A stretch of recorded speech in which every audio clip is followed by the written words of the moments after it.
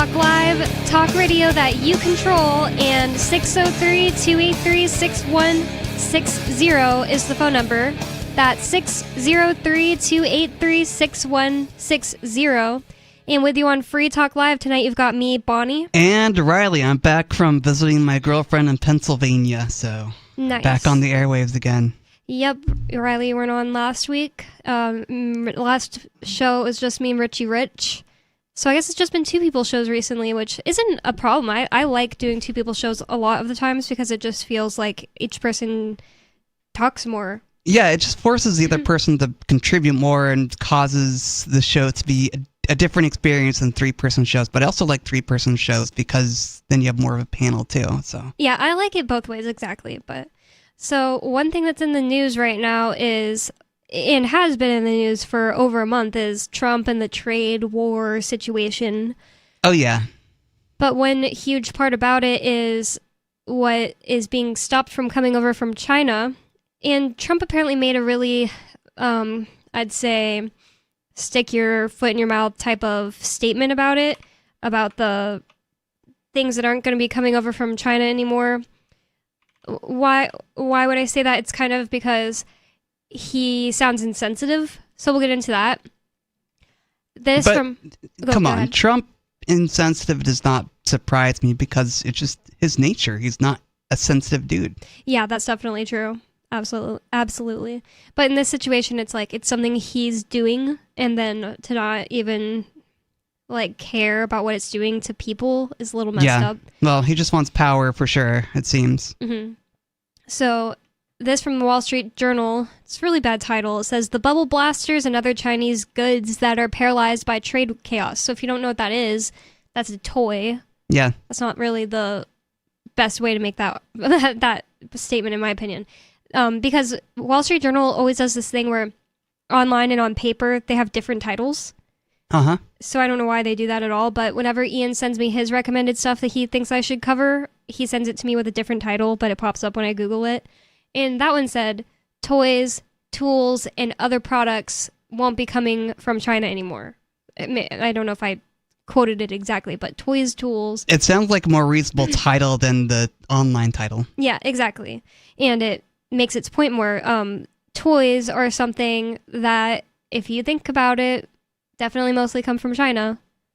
Yeah, they are. Little toy you've seen with the little sticker on the back, made in China, a bunch of plastic crap. Yeah, so I remember growing up, like most of the toys I played with came from China, but there are rare exceptions where like a fire truck or something was made in America. I feel like I didn't really think about it that much, but if something I was playing with as a kid wasn't made in China, I'd probably be surprised. Yeah. One thing I noticed it more on, I feel like even like as a kid, was like stickers on your clothes or tags on your clothes. I noticed a lot of that was like Taiwan. Interesting. But still, a lot of it's also China. Yeah. A lot of this is made in China, Asia, that part of the world, because it's cheaper to make it there. Yep. And that's just the way things are, but the Orange Man wants to change that. Yeah, he does. And it seems like a theme of things I've been thinking about recently is, why do things in the wrong order of operations? Like, say even if you did think it was a really good idea to start more manufacturing in the United States, why first, ruin what we have going on to begin with?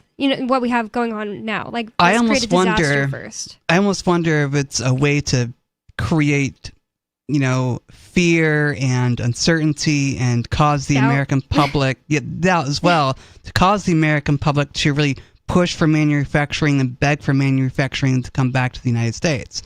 But I don't think it's going to turn out the way Trump is intending it for it to turn out, because there's no real incentive for manufacturing to come back to the United States. There's no real incentive for it right now. Mm-hmm. Not many people are trained for it.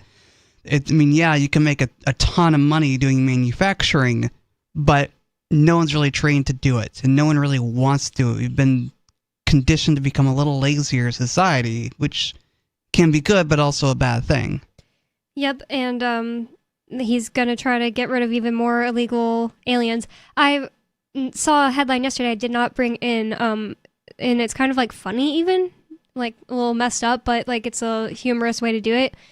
He is now going to give people free tickets out of the country to quote unquote self-deport. Did you see I've heard that too. Yeah.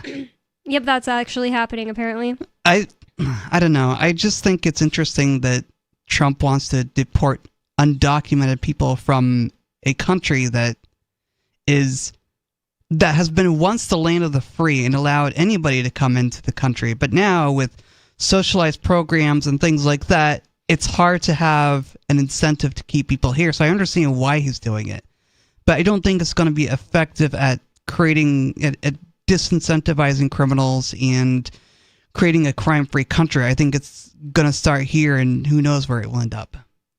Yeah, I just think they do everything the worst possible way they could possibly do things. Yeah. Like they could start off with not allowing things like NGOs and even government organizations to import people who wouldn't be able to get themselves here otherwise in mass, give them things that, you know, American citizens don't have, like housing, and like, you know, stopping that would be more effective than just getting rid of anybody who happened to get themselves here but illegal, because that's a different quality of immigrant. Like somebody who, no matter what they tried in Pakistan or wherever the heck they are, they were never going to build up the wealth and actually have the initiative to get over here. Just getting shipped here, probably a recipe for a disaster, especially by the boatload, probably a recipe for disaster. But the thing is, like, with everything in the world, I believe that everything should be done organically, like it should happen organically.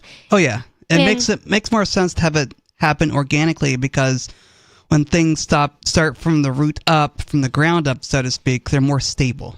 Yeah, and it's like there would be no one being harmed if somebody who got themselves here and needed to set themselves up when they got here came here. There's no one that can complain about that. Like, you don't like the color of someone's skin, you're a loser. You don't like the fact that they worked harder than you and got here and they weren't born here, then you're a loser. But you're not a loser. I don't think you're a loser if you don't like the fact that people are being shipped in literally like the truckload, taking over like small towns and changing them and getting housing when you've been applying and can't get it, blah, blah, blah, blah. That's a huge different thing. It is. And, you know, government welfare has been part of our society for so long that everyone wants to get a piece of the action. And so, you know, giving undocumented people, or at least undocumented people crossing the American line in the sand, housing and things like that definitely creates a problem for the budget. But at the same time, the money's going to be there anyway. So, you know, what's it going to be used for? Maybe filling the pockets of Trump loyalists. I don't know. Yeah, I don't know. I that's another thing about the order of operations. It's like, it would be great if we ended welfare and then let anybody come in that wanted to get here. It's like, oh, you want to get here? Great. Well, you have to like start working. Yeah. Well, you have to work to get an apartment and, you know, X, Y, and Z. And then of course there could always be charities. If your goal in life is to help somebody that came from another country get an apartment in New Hampshire, it would be totally okay for you to start a charity about it, for you to give to charity about it. It's different if you want to advocate for the government to steal from other people and give to the people you like more or you think are less fortunate. Well, I mean, I might be considered less fortunate than somebody else in that, and yet we have people advocating that I should be on welfare as well because I'm entitled to that money. I deserve it because I'm disabled. And yet I would rather not be on the welfare because I don't want to be disincentivized from having savings. Yeah. There's all kinds of insane incentives whenever you start handing out money from the government. And even when people are not disabled, but they're on welfare, it's like, oh, I can't take any more hours next week because if I make too much money, I'll get kicked off my welfare. Yeah. Insane. It is insane. And to me, that's the whole problem with the system is it's not incentivizing people to work hard and develop savings and move upward in the world. It's incentivizing people to remain in poverty. Yep. And that's what welfare is all about. There were black people in the South who said that whenever welfare started being given out to them after they were freed, and then like few decades go by, and they were working on immigrating in together with, or not immigrating, integrating in, to white society, like slowly. And then welfare started becoming a thing for them. They said that was like a problematic for them because they became dependent on a new, place to be dependent on. Oh yeah.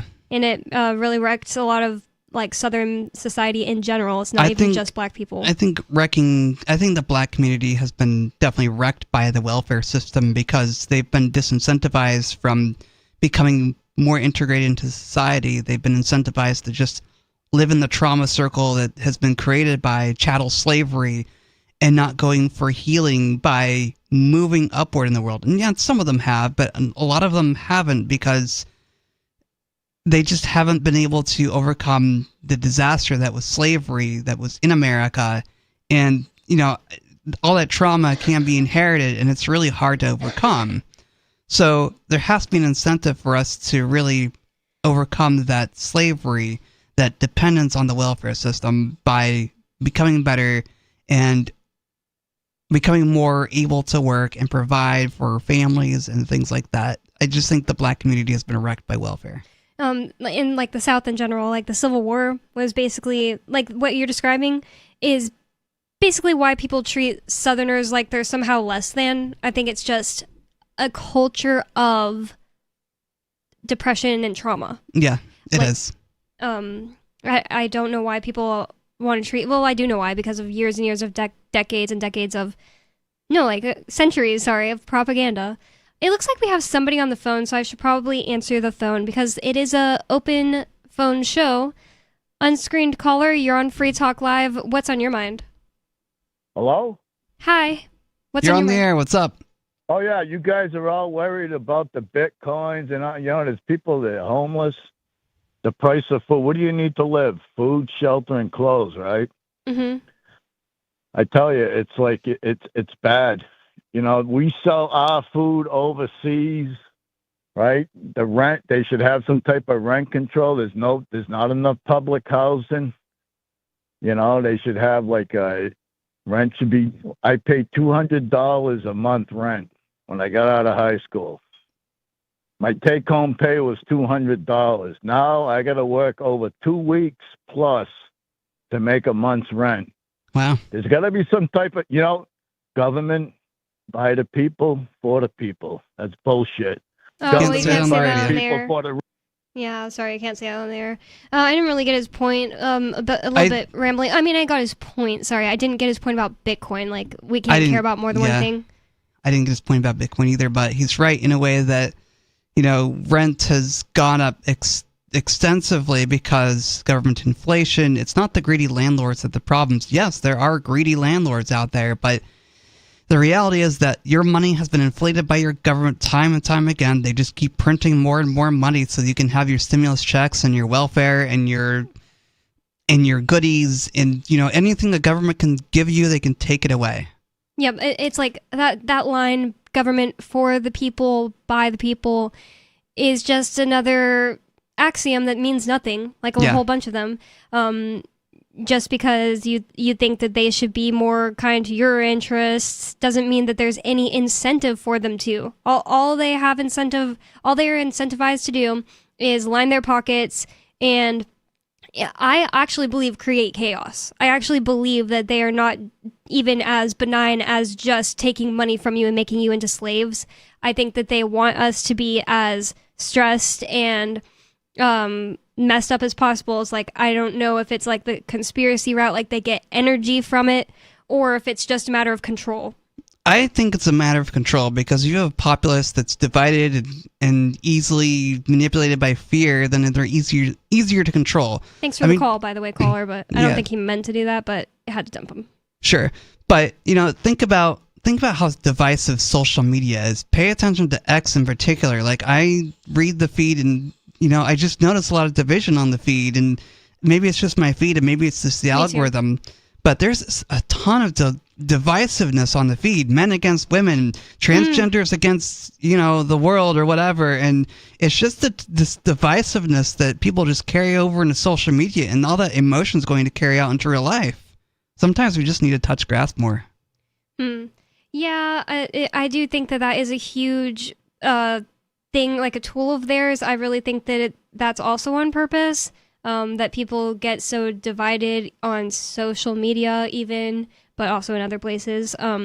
And one thing that I think about is there are differences between men and women. There are differences between even like races and cultures, and that should be a thing to celebrate. That is like people coming together, working together with their strengths and differences. Yeah. Like with men and women, I feel like my whole entire life, I just kind of thought like, yeah, that's not a thing. Everybody is basically the same, and everybody could like do the same thing anybody else can do, kind of thing. And then like it just really hit me that that's not true whenever I got married, because I just was around my husband all the time and realizing like, oh, the things that he can do, it's not like I'm like, I could never do anything a man specifically could do. It's just like he has like such, what are the words, like strengths that he does not have my strengths like at all. Yeah. And well, that's the beautiful thing about marriages and relationships is you combine your strengths and weaknesses together and make it work. Exactly. And I was just thinking like if it's true, what people like Jeremy Kaufman say, people on Twitter who are all about like the race realism thing, even if it's true that there are like big differences in people just based on their genetics, it's not that it doesn't mean that they're, one is better than the other and one's worse than the other. It just means that we could work together and play to our strengths better. Yeah. Oh, yeah. And it's like nobody has to be forced to live right next to each other. Like, I'm not asking, like, Jeremy Kaufman to be forced to live in a society where everybody around him is a different race, because there are tons of people that want to live all in the same race. And, in fact, some of those are people of other races, like people of most other countries. People from other countries other than America, they, in surveys and stuff, they'll tell you that they prefer to be around people of their own race. It's just like America that doesn't say that because it's part of our kind of like culture. It is part of our culture, and it's just interesting that, in the early days for a nation, Italians grouped up with Italians, Irish grouped up with Irish, and that's the way it was for quite a while. But, over time, we've been mixing races, so to speak, and mixing ethnicities, and that's what made America really great as we've mixed together. We were a new experiment, something that's never been tried in the history of the world, I don't think, where different races and different religions are trying this experiment where we try and live together in a plurality where we try and acknowledge that, yeah, you have the right to practice your religion. You have the right to do what is best for you. But we've devolved into a situation where people don't realize that, where we want to just say, if you're Mexican, you go back to Mexico. Well, I don't know about like that there's a majority of people that act like that. I really don't think it's true, but I think you would get the impression from like Twitter, and maybe some people don't even know what we're talking about. Like maybe in some people's worlds, it's like racism isn't even a thing, because I honestly think it's not as big as Twitter wants us to think. But like what we're referencing right now is huge on Twitter. Oh yeah, it's really the only reason my brain has gotten to this like thought process about it a lot recently is like you get inundated with it on Twitter. Yeah, that's the hard thing about Twitter and sites like it is you're stuck in this bubble, and the algorithms, as Jay would like to call us, for the algorithmic slaves, and the algorithms are feeding us things that either excite us or cause us to be afraid because it's what keeps us hooked. And for some reason, anger and outrage keep us hooked to these apps because we want to find the next thing to be outraged about. And maybe I don't speak for all of us, but there are a lot of people that do get hooked on outrage and outrage porn. They just want to get outraged over something and take it out on somebody on X or Twitter or whatever we want to call this site or social media. And so when they take it out on somebody on social media, it just creates the war again and again and again. And we just got to stop the cycle. Yeah, there are definitely tons of people who love outrage. I've been trying to avoid like a bunch of things that seem... I think every like podcaster is talking about this, that there are a bunch of things coming out recently that just scream they're trying to start a race war. It's not like I had to go to some other podcaster and get that opinion. It was like an instant, it's obvious, it's gross. Yeah. Like, there's the thing with the 2 boys in Texas where a white boy was stabbed by a black boy. and they're trying to make that into a race war is just in your face obvious, in my opinion. Yeah. And the other thing is this lady in Michigan or Minnesota? No, it was Minnesota. She was at the park and she called a little boy the N-word. Oh, yeah, I've heard about that. And Yeah. that lady raised a lot of money for some reason. Yeah, it's the same thing with the black boy that stabbed a white boy. He raised a lot of money for some reason. And it's just like, I think that's like a part of this. Like, it's probably a Yeah. little faked. Like, I'm sure there are some real people who really gave money. But the thing is, they're kind of like propagandized on the internet. Like, if you don't give money to this cause, your cause is going to lose. And Yeah. your race is going to die out if you don't give money to this. They seem a little fake, and they're just screaming race war, in my opinion. Like, what was the reason to call the little black boy the N-word? Like, apparently he stole from her. It's like, oh, he's in the wrong, this little boy. And then you just got to make it bad, like, make it to where you're in the wrong in a way. It's just obscene the way... Obscene. Yeah, it's absolutely obscene the way society has become. I mean, the white race, if you want to call it that, has been mixed and mingled with other races too. And so saying we want to preserve the white race is just absolutely absurd to me. I don't know if it's absurd because it's like, like I was saying, every other race wants to preserve their race. Sure. And every other race wants to preserve their culture. I think everybody has totally a right to that. Like, if I agree. someone, like, I keep bringing up Jeremy Kauffman, but it's because he's like the prominent person on He's the Twitter prominent that free talks about, stater on Twitter that argues that races should be separated, I think. if he wants to live in a community where all of them agree together to keep other races out, he should be free to do that. If black people want to create their own black people community where they keep all races out, they should be free to do that. Absolutely. I don't think that would be the most productive way for society to be set up. Yeah. It's just like it's a balance like that. 603-283-6160. It's Free Talk Live. You only get one call a night, so please don't call back if you've already called. But if you haven't, 603-283-6160. It's Free Talk Live. Bring up whatever is on your mind. 603-283-6160. More Free Talk Live coming up.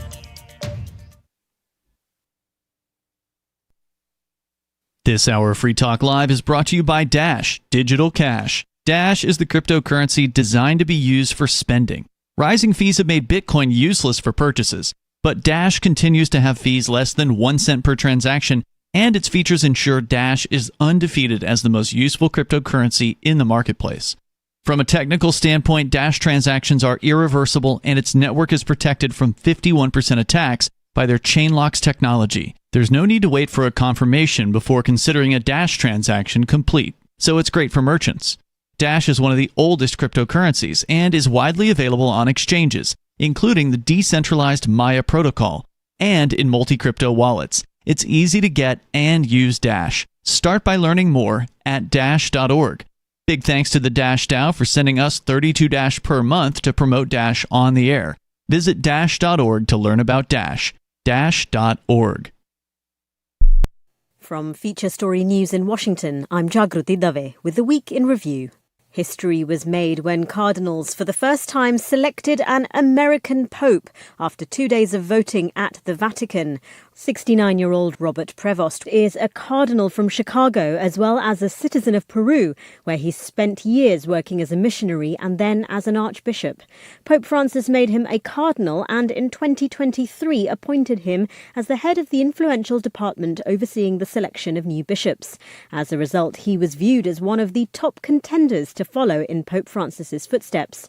US President Donald Trump offered his congratulations to the new pope on Truth Social, describing it as a great honour for the United States. Robert Prevost will go by the name of Pope Leo XIV.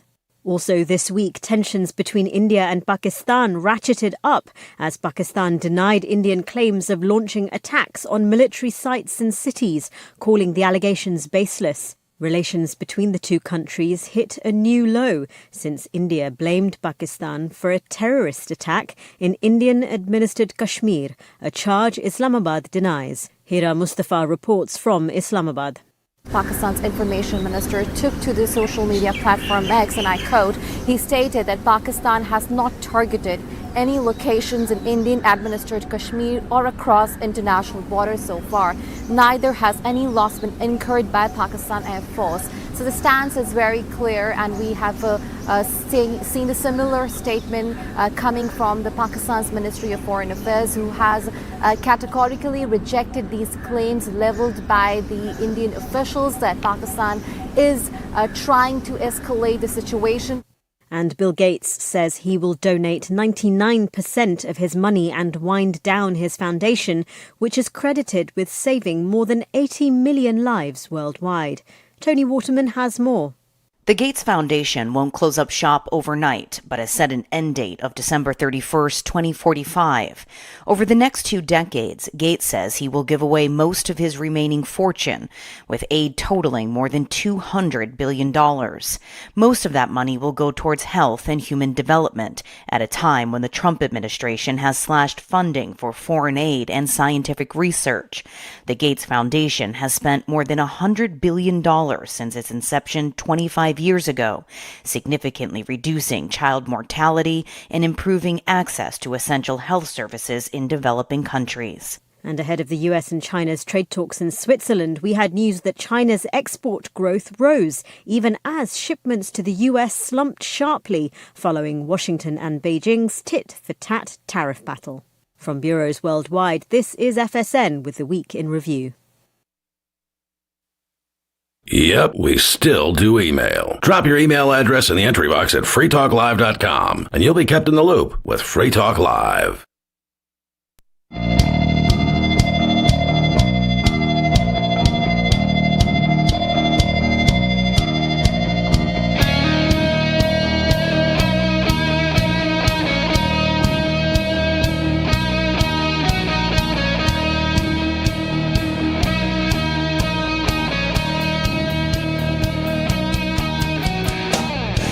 It's Free Talk Live, talk radio that you control, and 603-283-6160 is the phone number.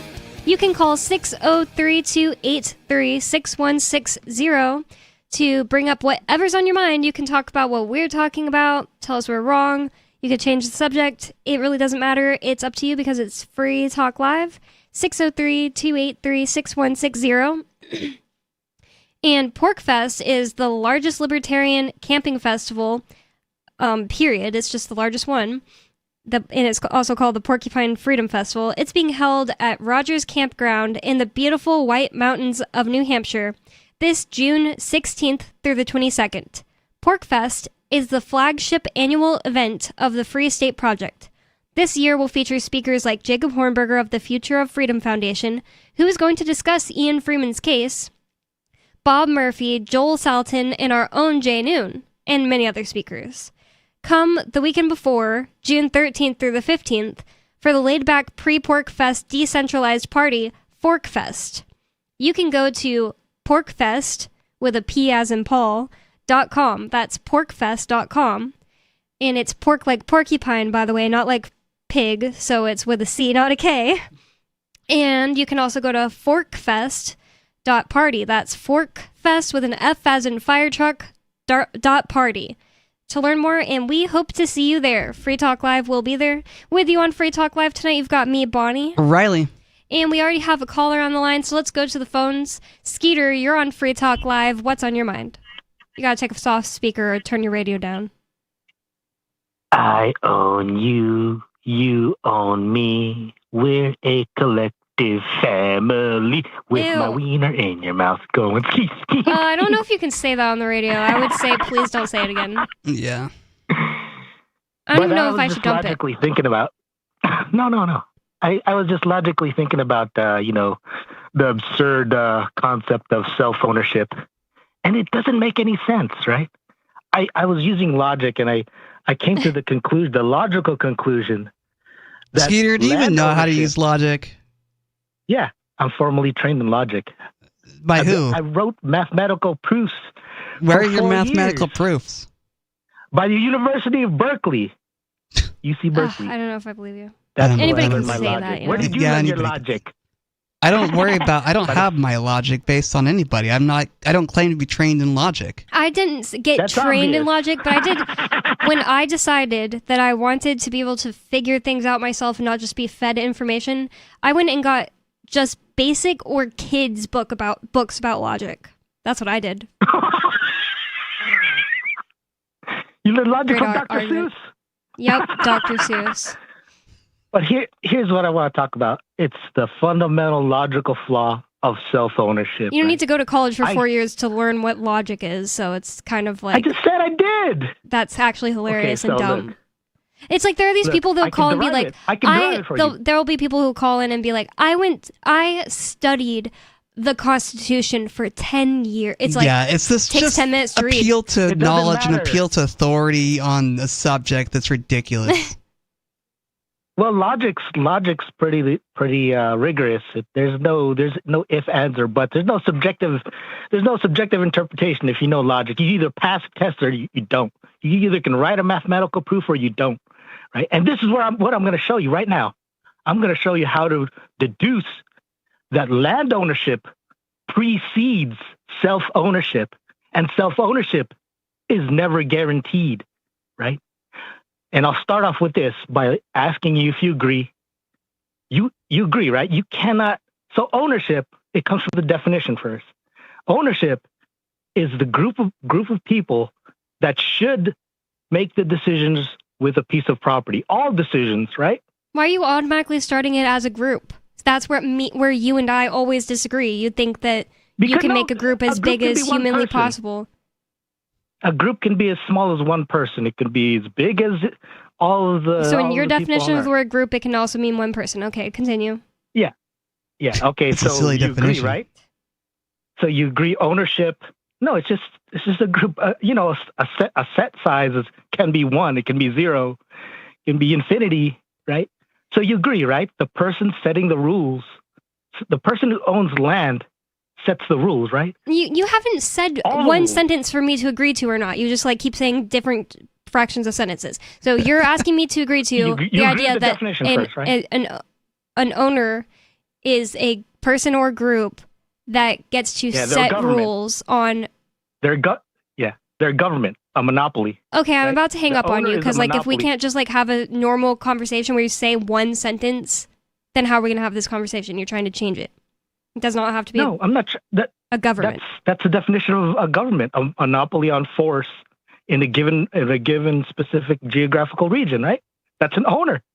I don't know see that you have to call everything a government, even an individual. Like there are people Well, it that say doesn't like, matter, "Oh, okay. I'm the ruler of myself," so it's self-anarchy, and it's just kind of like that's just kind of like a silly little made-up thing. It's not. I'm not going to agree to this definition if you start changing it.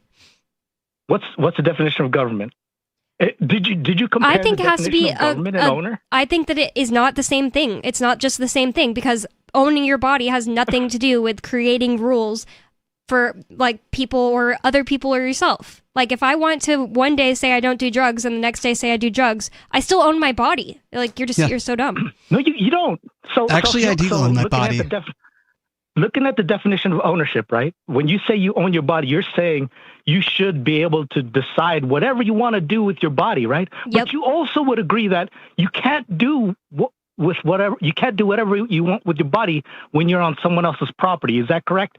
Yes, Like, and if those I two don't things want do people not doing contradict drugs at on my all property. because there's different types of They things do. you can own. No, they do not. I can own a that bottle shows of you- Coke and I can also own land. And if I say that I can do whatever I want with myself on my land but not on yours, there's nothing about that that's wrong. Like just because Yeah, I own my are you body applying doesn't the mean I definition? should be able to put my bottle of you're- Coke on your land just like I shouldn't be able to put my body on your land. Makes no sense. But you're saying, so look at the definition of ownership again.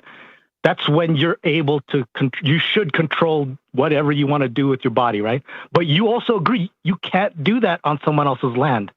Those two Right? things are not contradictory. Like you're allowed to do whatever you It want is. to your body, but you live in a planet where other people own things too. It's not contradictory. You're just Yeah, you it's think you have some kind. don't- No, it's not. You don't know what contradictory means. It's like so boring to have this conversation. It's so boring to have these talks with Skeeter every single week. It is. and it's like he doesn't change. he doesn't his change it up. methods at all. And Really it's like boring. at the very beginning, people were like, I don't like how you don't have long conversations with Skeeter and let him talk for a whole entire segment like he wants to. It's not in the spirit of Free Talk Live. But multiple people have told me they don't care anymore. They get it. at this point. Yep. Because it's just like, he literally wouldn't even just spit out the freaking sentence for us to agree or not agree to, because he knows that it's like, he's going to say something dumb that we are going to be able to tear apart. And if he just keeps changing it, now he's like, and it's a government, and it's a group, and it's an individual, it's a government. And you're supposed to be able to do whatever you want, right? Even if it hurts other people? No. Who would agree to that? Nobody. Literally, basically nobody. Not even a statist would say you can do whatever you want anywhere, even if it harms other people or uses their land or uses their things. I'm pretty sure most statists wouldn't agree with that. I'm pretty sure they would too. I think statists have some semblance of understanding about some property rights. Yeah, I mean, I guess there's like the worst ever communist out there who doesn't believe in like socialist, doesn't believe in like property rights or you own your own body at all. Yeah. Well, speaking of communists, the Chinese aren't really happy with us, the United States right now. I don't have a mouse in my pocket, Riley. I don't either. Not at least not that I know of. So the Chinese are not going to be able to send the same amount of things over that they used to because of these tariffs. I don't really know that it means they're mad at us. In this article from the Wall Street Journal, says that toys and tools and other things, trade is going to be paralyzed by this trade chaos. American importers cancel orders and scramble for alternatives, while Chinese factories will cut staff and offload goods. So it says here that 6,000 inflatable snowmen and...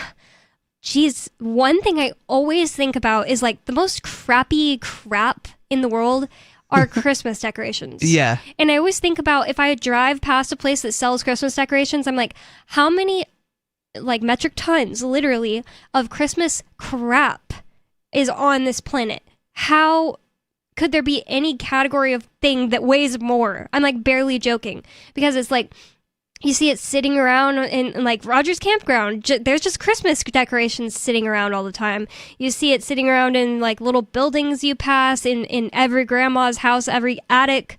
And I really try to keep my Christmas things to a minimum. Honestly, every time I see anything Christmas outside of December, it just like is gross and dirty looking to me. It's like it doesn't belong. It's like something that's been sitting around for a century. Yeah, it's out of place. So out of place. And I you really know, don't like it. they sell this stuff to us every holiday season, and we grab it because it's the holidays, we gotta celebrate. Mm-hmm. But at the end of the day, it's still a temporary item that we have to store somewhere. And nowadays it's mostly plastic crap from China. Yeah. I don't even know if they celebrate Christmas, but I doubt it.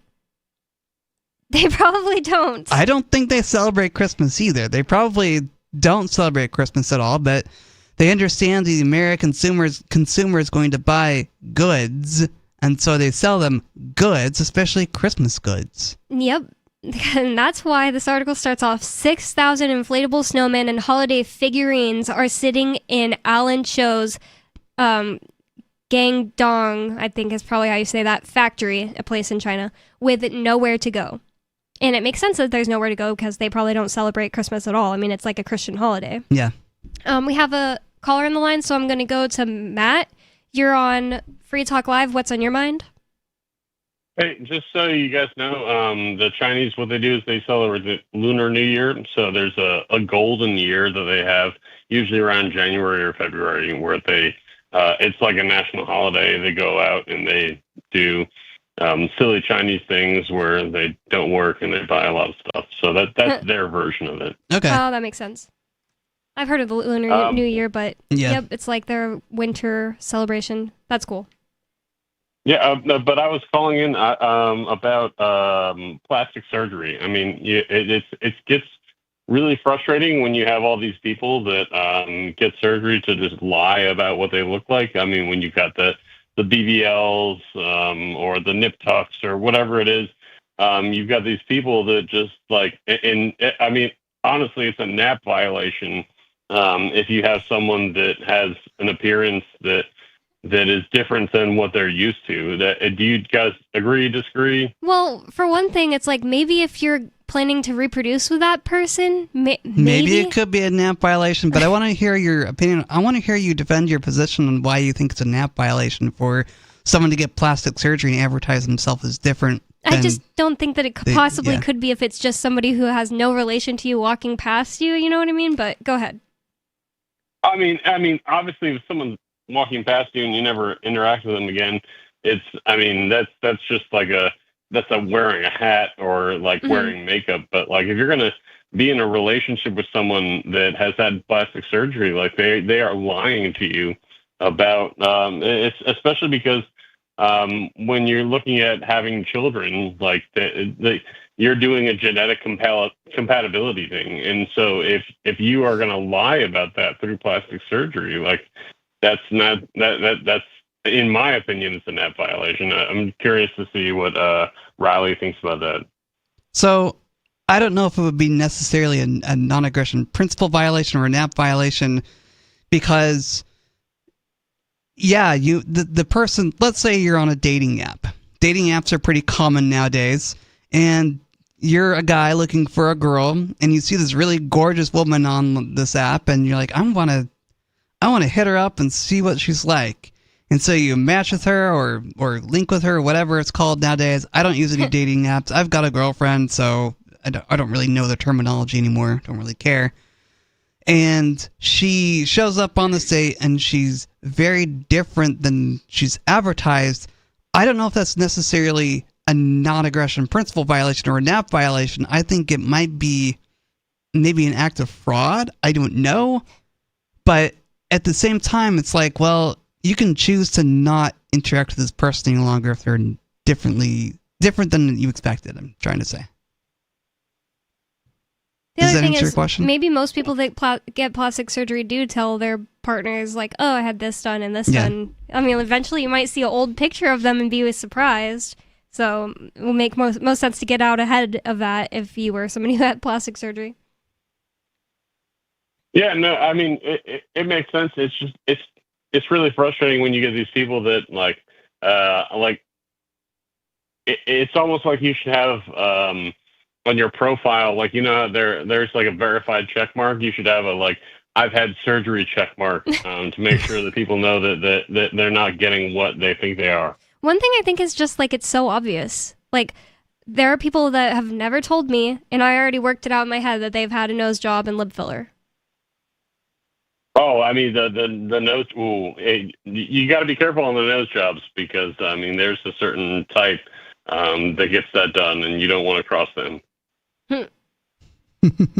I don't know. What kind of certain type get nose jobs in your opinion? The Mormons, they live there. The Moroni. Moroni. They've got their angel with a horn. It's a trumpet, I think. They're always changing. You go to any major city, and they always have their place where they shield people from nose jobs. I mean, it's like they're like, hey, you can get a nose job, but we're not going to ask you how many wives you have.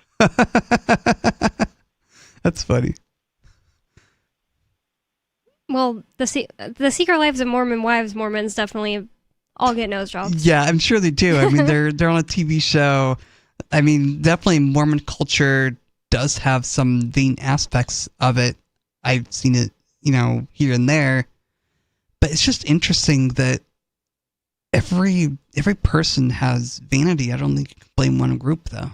Yeah, sometimes it just seems like some people do have a certain thing with their culture where they have sort of hang up. So I know I said that about Mormons last week. It literally said it because the Secret Lives of Mormon Wives star said that about Mormonism, and it's just seems to follow with the vibe that I've gotten from Mormons while living in Utah, that they're all about looking good, as in looking like good people. Well, there's that, because they want to look good to the world because they have the believe best families, blah blah. Oh yeah, because they believe that follow. They believe that in looking good, that you're going to show people that living the Mormon way is the best way. We're happy. And it's kind of, for some people, for many people within Mormonism, it's kind of a facade too, because, you know, it's a strange religion, strange ideology, and, you know, it doesn't click with everybody. I mean, think about it. You have this religion where a 14-year-old boy claims to have seen God and Jesus in the woods, and then 3 years later, he's claiming to see an angel named Moroni and receiving these gold plates to translate an ancient record from people who allegedly lived here on the American continent. It's just a weird story. It is. Like, one thing I always think about that is just like how it's, if nothing else, like kind of a fascinating, like Americana story type of thing. Oh yeah, definitely is. Definitely is. It definitely portrays America as the promised land, and you know, we should keep America sacred or whatever and protect the Constitution because it was given to us by God. It's just this strange narrative. That's kind of how I feel about Bigfoot things, and we actually have a Bigfoot story, but we'll get into it later. That even if the Bigfoot story you're listening to on that exact podcast isn't an exactly true story, it's like, dang, where else do they have such freaking awesome stories? Yeah. Oh yeah. I just love Bigfoot stories. I think so too. I love them too. Like, Matt Roach sometimes co-hosts, and his wife Nikki are into Bigfoot and things like that. So it's really interesting to talk to them. They think it's real. I'm not 100% sure. I used to listen to Coast with Art Bell and then George Norrie for a while, and you know, it made me curious about the world. So I think it's important to spark your curiosity and keep stoking the fire of curiosity, keep it burning. Yeah, I get in parts of my life where I get so like bored with like day to day. I'm just like, ooh, what kind of like Bigfoot, alien, blah blah blah thing can I throw into the mix to make stuff fun again all the time? Yeah. So I think that the only reason we got to this was because he made some kind of joke I didn't really understand for Mormonism. Thanks for the call, Matt. As far as the plastic surgery thing, I really don't have such an opinion on it. It's like, I think that like people own their own bodies. If I don't know, one thing I had to kind of work out my opinion on it while he was talking because it was just so like kind of shocking. I'm just gonna have to give a hard no. It's not a non-aggression principle violation. Think about the fact that like no matter what Riley's girlfriend does to her face, it wouldn't affect him. No, wouldn't affect me at all. If she wants to get plastic surgery, I mean, I don't know if I'd be willing to pay for it at this point in time, but if she wants to get plastic surgery, she should be free to do so. Anybody who's not going to have kids, that's another thing. So maybe only in the situation where somebody expresses that they are interested in you because of how you look and they want to have kids with you, you accept that and you go on continually like misleading them into believing that the way you look is really the way you look. And it is so much different maybe because of the plastic surgery, because there's like some things you get done that are like, I think it's almost always obvious, and I think people are kidding themselves if they think no one knows that they have a lip filler. Yeah. Like maybe if you got it done like once, not very much, years ago, and it's mostly gone, maybe people can't tell. But if you're actively getting lip filler, like people know. Like please, if you live in a place where everybody has lip filler, you have blindness to it, and if you go into the middle of nowhere, you're going to find out really fast that it's very obvious that you have lip filler. I'm sure when you get plastic surgery, if you get plastic surgery and you go to a place where people don't get plastic surgery, you're going to stand out quite a bit. Yeah. So I can't agree that it's somehow like it's aggressive against the other person. I could maybe decide that it was fraud if you actually did tell someone like, I want to have kids. This is what my face actually looks like. Yeah. All genetics, baby. And that would be a non-aggression principle breaking. I think situation, so too. Like if you say, I've never got plastic surgery, I didn't get anything altered, this is just raw unfiltered me, and you actually did, then that would be definitely a fraudulent thing you're engaging in. Mm-hmm. The other thing is just like, wow, if you're the type of person who, like, the only reason you're with someone and you would break up instantly if you found out that they had a nose job, I don't know, maybe that person would dodge a bullet by not, like, you know, defrauding you and staying with you for life. Like, I don't know. There are definitely people who have such insanely crazy bad noses that maybe how bad the nose was, or, you know, the whatever thing that got fixed was before, changes how much of an aggression it was against your partner. Maybe that's true. Like, just how ugly were you? That does change things. That changes things legally or, lawfully. I don't know about that, honestly, but it's an interesting question. It is an interesting question. It's a question that, we consider in the modern age where people are getting plastic surgery and people are getting liposuction and things like that to alter their bodies. But then the other thing is, like, at some point, people are going to start saying that they are owed money or something because somebody other than their partner had plastic surgery. Like, maybe I would have never chosen this doctor. I would have never eaten at this restaurant if I thought the owner looked like X, Y, or Z. Yeah. They defrauded me because of how they looked. Like, if you start bringing this into bigger context, it starts to fall apart, in my opinion. That I agree. You could not sue over that. Yeah, it becomes a problem. But thank you for the call, Matt. Interesting question. Well, I hope to see you guys at PorcFest 2025, and I hope that you guys will call in now, 603-283-6160. More Free Talk Live coming up, 603-283-6160. More Free Talk Live coming up. Don't go anywhere.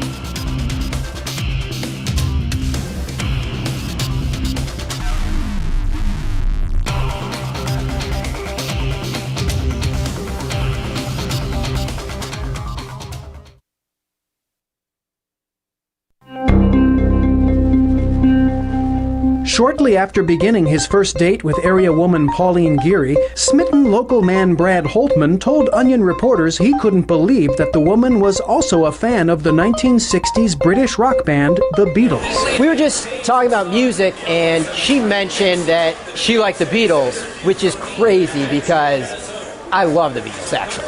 Yeah, funny thing is, I was not really even looking forward to the date. I figured we'd get a drink or whatever, but it's turning out a lot cooler than I thought it was going to. I mean, she's just such a huge fan. She knows all the Beatles names. She even owns some of their albums. I've been a Beatles fan since like 6th or 7th grade, so I don't want to get too excited and jump into something. So I think I'm going to ask her if she's ever seen The Godfather, which is probably my top 5 movies of all time. This is the Onion News Network.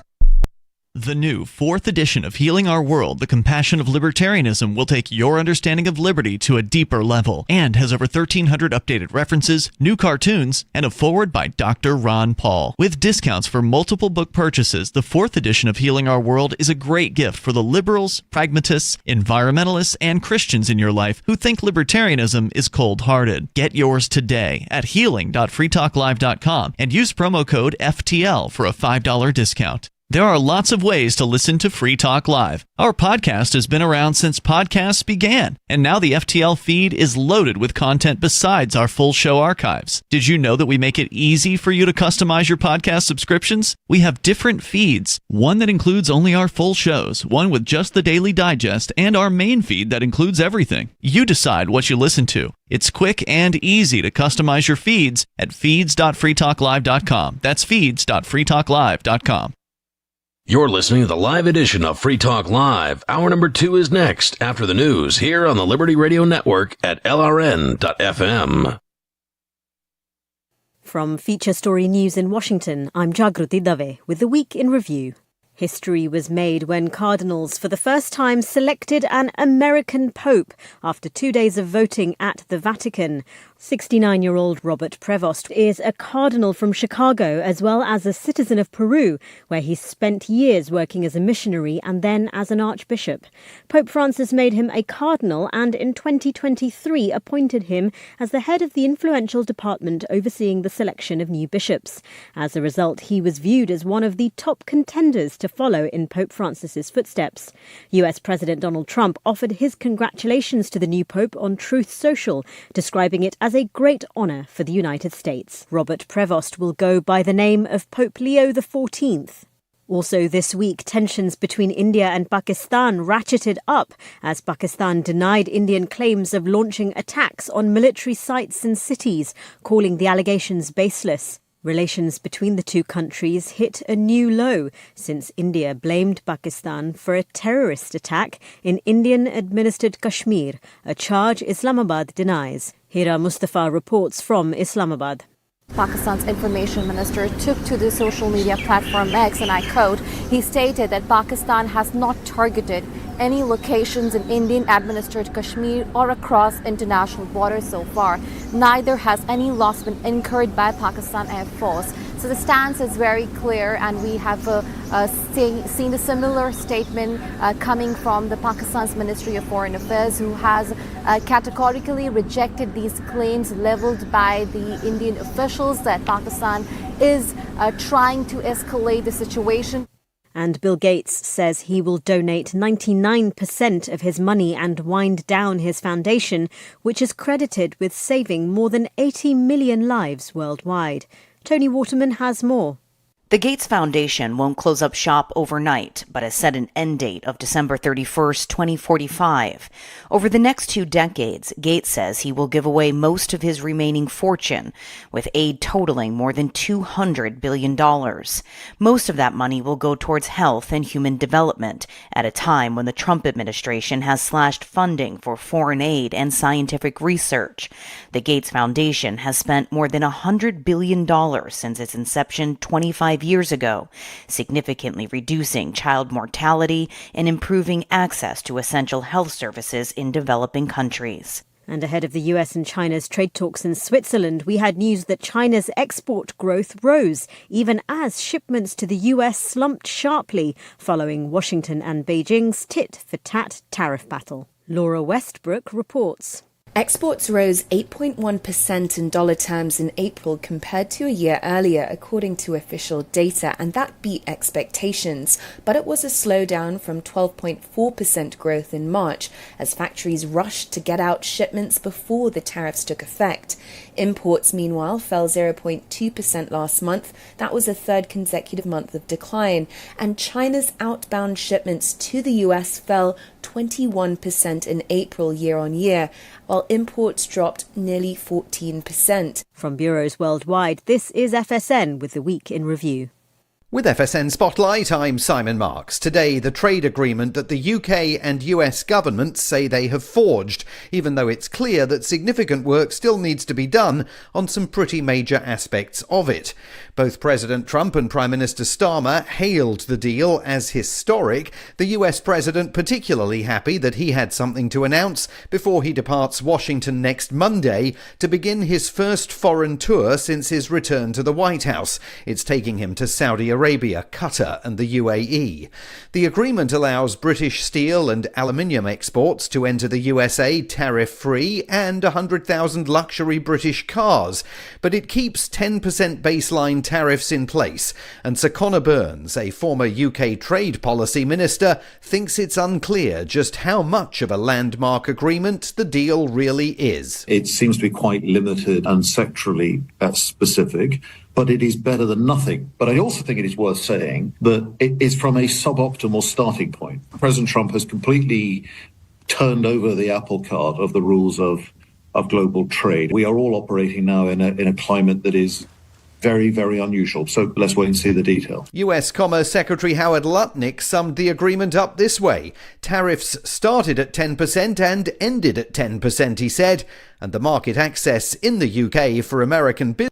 Every 44 seconds, someone in the United States suffers a heart attack. In 9 out of 10 instances, the heart attack victim will fail to theatrically stumble to the ground and grasp their chest. Don't be a statistic. A heart attack occurs when oxygenated blood is obstructed from flowing properly to the heart muscle and requires victims to act quickly by lurching around with one hand clutching their chest and the other hand reaching out for drapes, blinds, or tablecloths to violently yank out.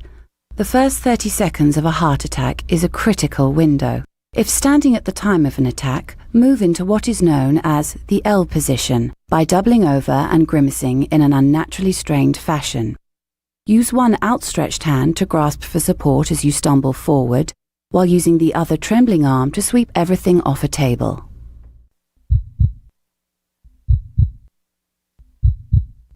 This is the Onion News Network. Got Telegram? You can follow our channel there and discuss show prep with other listeners at telegram.freetalklive.com.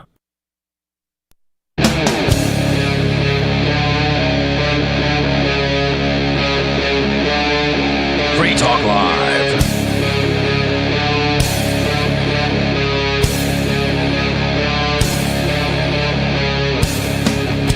It's Free Talk Live, talk radio that you control.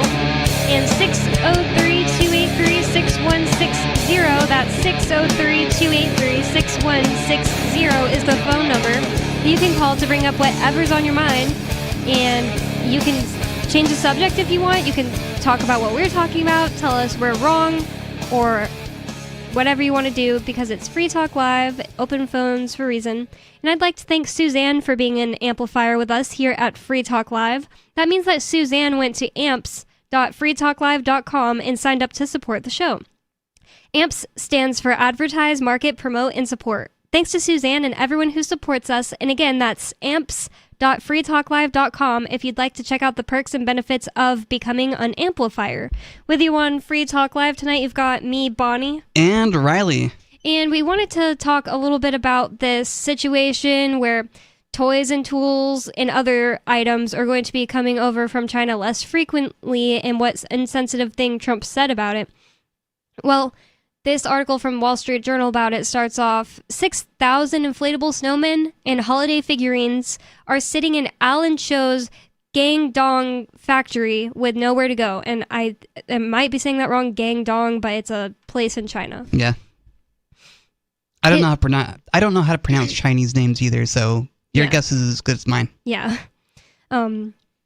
It says that his customer, an American toy maker, planned to sell the holiday-themed products to QVC for the TV shopping network's Christmas in July programming. The TV shopping network froze the shipment after President Trump raised tariffs on Chinese goods to 145%. Wow. That's a lot of... That's a huge percent, like 145%. Yeah, and they probably make most of their money on this network just from the fact that like they don't have to hold it anywhere. Yeah. Like they just leave it in China, and then if someone buys it off the TV, it gets shipped, maybe. Or maybe he was just going to send it all directly to QVC and then they do that. I don't really know. I don't really know either. I'm guessing it goes to the company first and then they ship it to you. Either way, that much more expense added on is going to make anybody have to relook at what they're going to do. Yeah. And this also plays to my point about how a bunch of old ladies just have a bunch of Christmas stuff that they don't need. Like the QVC TV shopping network, I've never heard of anybody buying something off there in my life. I'm always like, how do these things exist? And the answer is always old people. I imagine old people are their biggest customers because a lot of them are home, a lot of them are sitting around in front of the TV. I don't know how the shopping network works either. I don't really care personally. It's not a big deal to me because I'm not their customer. I'm not their target audience.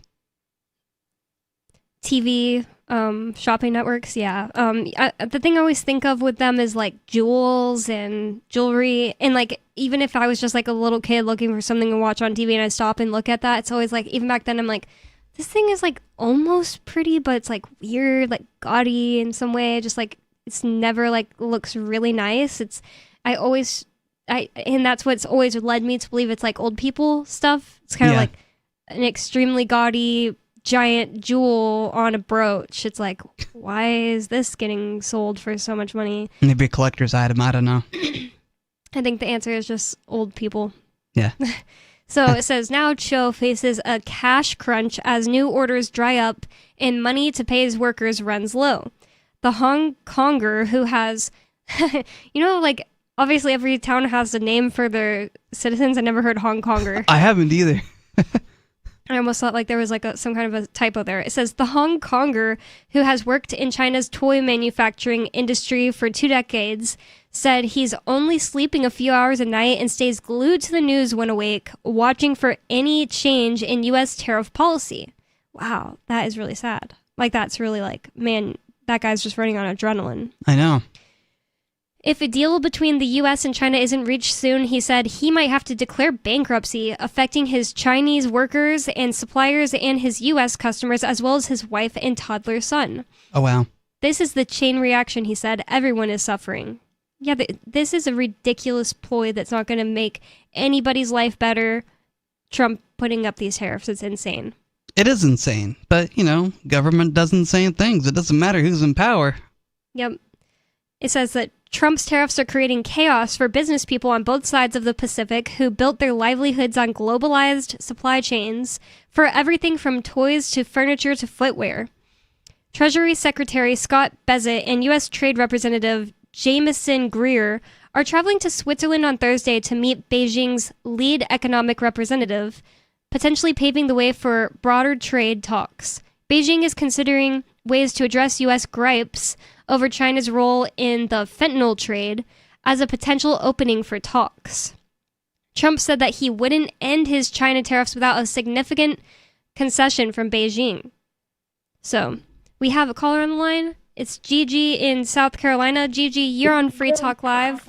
What's on your mind? Hi, everybody. Hi, Gigi. To Free Talk Live this Saturday evening.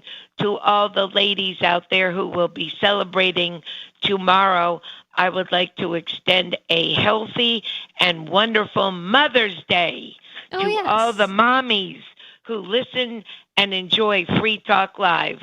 I would like to contribute one item this evening. Again, everyone listening is free to disagree or agree. That is the mission statement of Mr. Ian Freeman's wonderful program, Free Talk Live, which I respect immensely. Habeas corpus is very much in the news. It is so important, ladies and gentlemen listening, that you understand it is a precious, precious civil liberty that must be respected at all times. Abraham Lincoln used an executive order to dismantle habeas corpus during the Civil War of the United States. He definitely did. I have a problem with what he did. Me too. As a student of history and as someone who values legal history. Then President Franklin Roosevelt dismantled in an executive order habeas corpus that was supposed to be for all Americans, yet Japanese American citizens had their habeas corpus suspended. And now President Donald J. Trump is toying with the idea, according to the media, that he might want to do the same as Lincoln and Roosevelt. Brace yourself, everybody. It's dangerous. It is dangerous. And Gigi, before you go on with the point you're trying to make or whatever else you want to say, what is habeas corpus? Yes, sir. Is this Christopher? This is Riley. Riley, good evening. I mean, my first name is Christopher, but everybody sounds the same to me, and I have laryngitis, so I don't sound myself.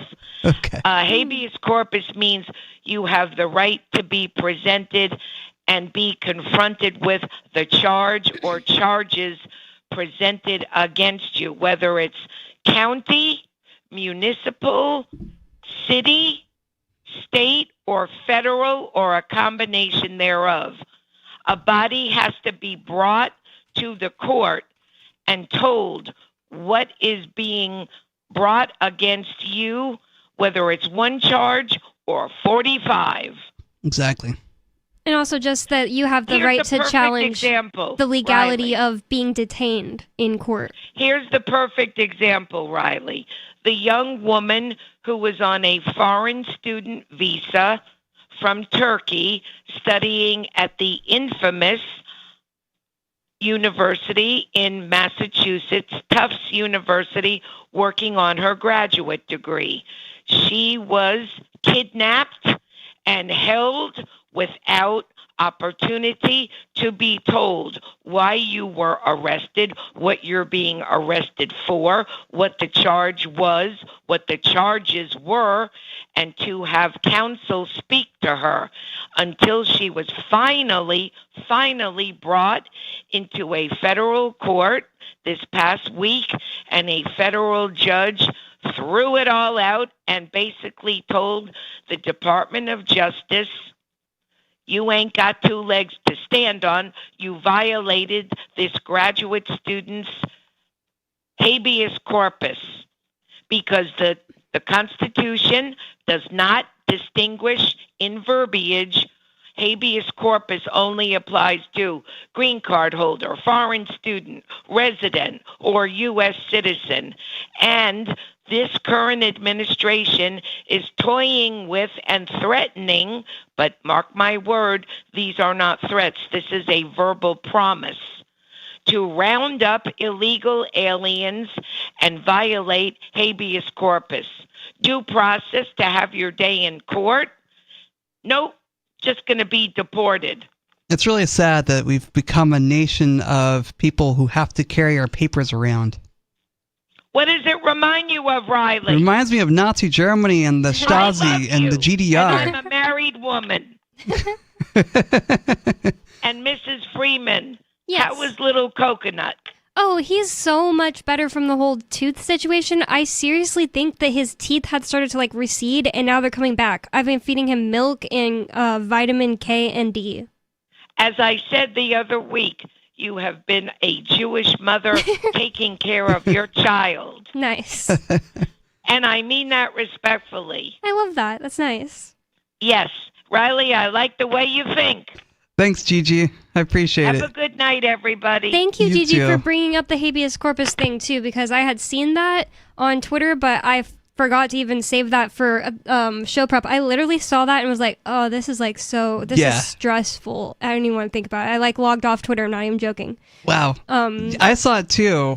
And, it's stressful to me because I remember hearing about this sort of thing going on when the Patriot Act was first initiated. That Alex Jones types are saying, oh, the government's going to suspend habeas corpus. Oh, God. And now, guess what? Donald Trump suspending habeas corpus, everybody. Over what? He's not even actually deporting that many illegal immigrants. It's like she said, it's a promise, not a threat, but it's is it because he's suspending, or not, I said suspending, I think I meant to say deporting.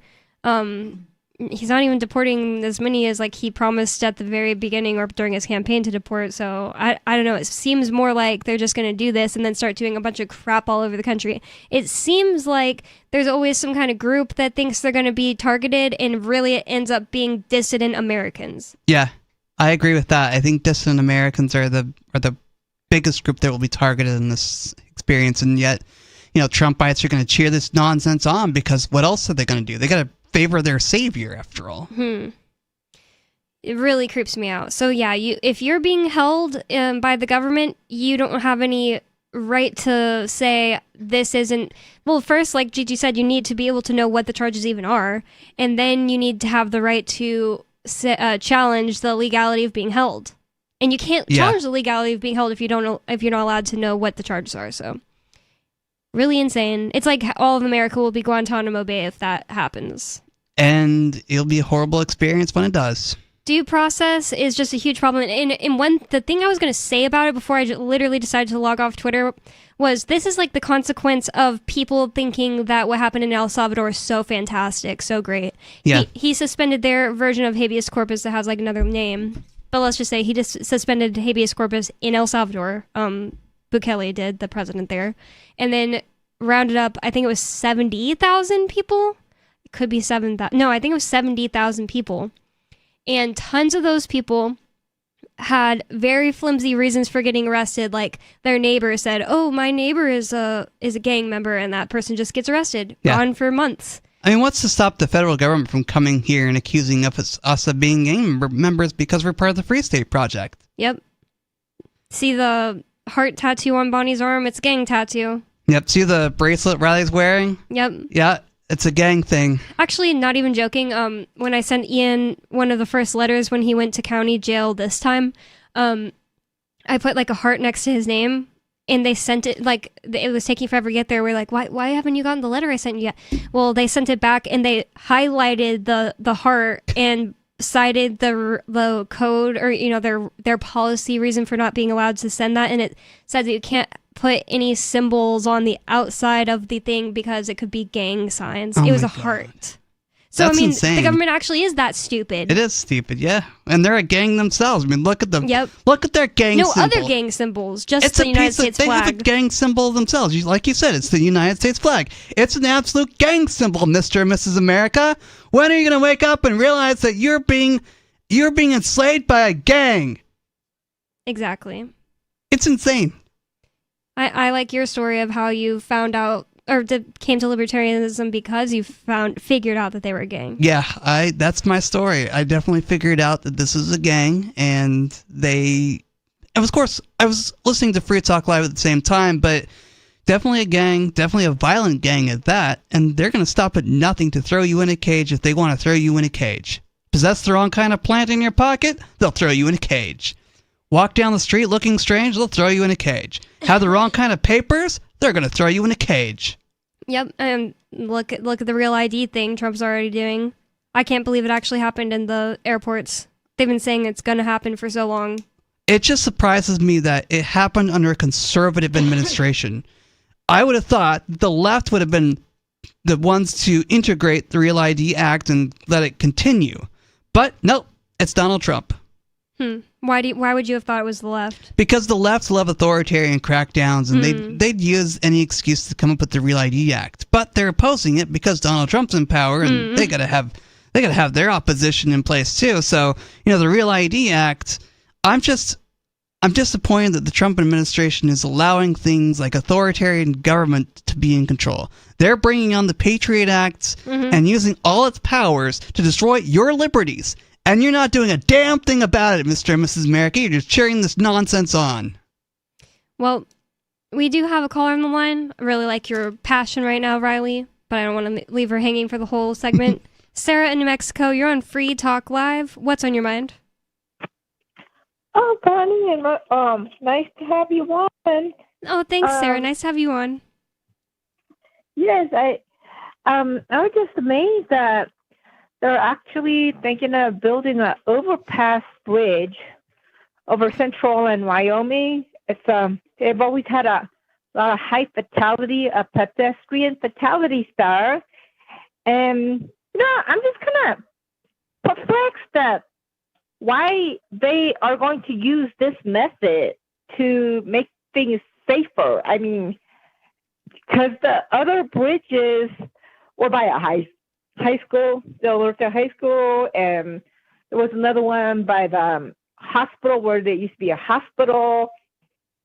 And that was important to put in an overpass bridge so that people that use these facilities were kept safe. So, and then this area is not like it's a high crime area, and there has been a lot of accidents. So there's not like a big deal for they to be so concerned about it. So I don't get it. If there's been a lot of accidents, then why are you saying it's not a big deal and they shouldn't? And this is all in Albuquerque, New Mexico, right? Right. This is in Albuquerque, but what I'm saying, there's no hospital, there's no big school. They make a big fuss about it. If it's by a school. I mean, if there's a school, like a middle school, they narrowed like a 4-car lane to a 2-car lane with a bicycle lane and put pedestrian refugees. And the whole reason was, there's a school there. We have to keep the kids safe. So that's the reason. So, but I mean, I kind of like the overpass bridge idea. But, much better than turning a 4-lane road into a 2-lane road with a stupid bike lane. Yeah. Well, that's not going to happen because it's on Central. That's not going to happen because they need, like, Central needs to have traffic moved, and they can't narrow the road or slow it down. But I'm just kind of thinking that, or like, why did it take so long? If they knew that they had all these people getting hit by cars, why did it ever take so long? It's probably just that the right company came to them with the right pitch. Hey, we'll build this overpass road if you give us way too much money, way more money than it actually should take any company to build it, government. Yeah, it's what government does. They take so much more. They give much more to the contractors and say, oh, well, hopefully it takes that little time to build. But, if you need more time, we'll just give you more money. Yep, we'll just keep giving you more money and more time. It'll take forever. Thanks for the call, Sarah. Let's get back into what's going on with China. China. So this Hong Konger, this man whose last name is Cho, who owns a factory in China, is really stressed out about what's going to happen to his livelihood and his family, and that he might need to declare bankruptcy because of the Trump tariffs. And so let's get to it. He has been waking up after only sleeping 2 hours a night and just constantly refreshing the news, looking to see if anything changed. And he said that it's causing chaos for people on both sides of the Pacific. So a spokesperson for the U.S. and a spokesperson for Beijing are going to meet up in Switzerland and address ways for them to maybe come to some concessions. And the U.S. Trump said that he wouldn't end his China tariffs without significant concessions from Beijing. U.S. importers have frozen or canceled billions of dollars worth of orders, potentially leaving them shorthanded for the essential back-to-school or holiday sales periods. That's going to really wreck the economy. Why would Trump think that this is something good for him? As a president, the economy being bad is bad for him. So I think he's trying to play a long game and say, well, we got to do a short-term pain for long-term gains. And you think it'll work out? I don't think so, honestly. I think Americans have become so accustomed to cheaper goods from China that I don't think it's going to work out at all. I don't think manufacturing is going to come back to America the way that people think it's going to be like it was in the 1950s and 60s, because Americans have changed, the culture has changed, the way we do business has changed, and there's nothing wrong with getting goods from China. And I realize that there are a lot of people out there that say, oh, we should become self-sufficient, and there's nothing wrong with self-sufficiency. But the beauty is that we have the ability to trade with our neighbors. I don't have the skills to make bread necessarily, but Bonnie, I'm sure, does. So I could buy bread from her and trade gold for it or silver for it or paper money for it. And she hey, here's your loaf of bread. Thanks for doing business with me. That kind of goes back to the thing we were saying earlier, where it's just because people have different skills, different cultures, blah, blah, blah, doesn't mean we shouldn't talk to each other. It actually is a good thing for us that people are different. Yeah. And that's what I love about free trade. Opening up trade more would only benefit people all over the world more and more. Honestly, forget the tariff thing and drop all of the sanctions you have on Cuba. It would do a lot better for America and the whole world. It would. Just that alone. Absolutely. 603-283-6160. That's 603-283-6160. More Free Talk Live coming up. The Free State Project has reached its goal of 20,000 liberty lovers who've pledged to move to New Hampshire and get active to achieve liberty in our lifetime. Perhaps you're trying to figure out what part of New Hampshire should be your destination. If so, consider Keene. You'll find more than 150 reasons to move to Keene at move.freekeene.com. Keene is famous for its historic, publicity-generating activism, as well as being the liberty media capital of the world. It's home to freekeene.com, New Hampshire's destination for liberty activism, news, and opinion. For years, we've been compiling over 150 reasons to move to Keene at move.freekeene.com, where you'll learn about some of what's happening here and what makes Keene a great place to live. If you love liberty, you'll probably enjoy anywhere you end up in the Shire. But do your due diligence first. Please visit move.freekeene.com for the full list of over 150 reasons to move to Keene. That's move.freekeene.com. From Feature Story News in Washington, I'm Jagruti Dave with the Week in Review. History was made when cardinals for the first time selected an American pope after 2 days of voting at the Vatican. 69-year-old Robert Prevost is a cardinal from Chicago as well as a citizen of Peru, where he spent years working as a missionary and then as an archbishop.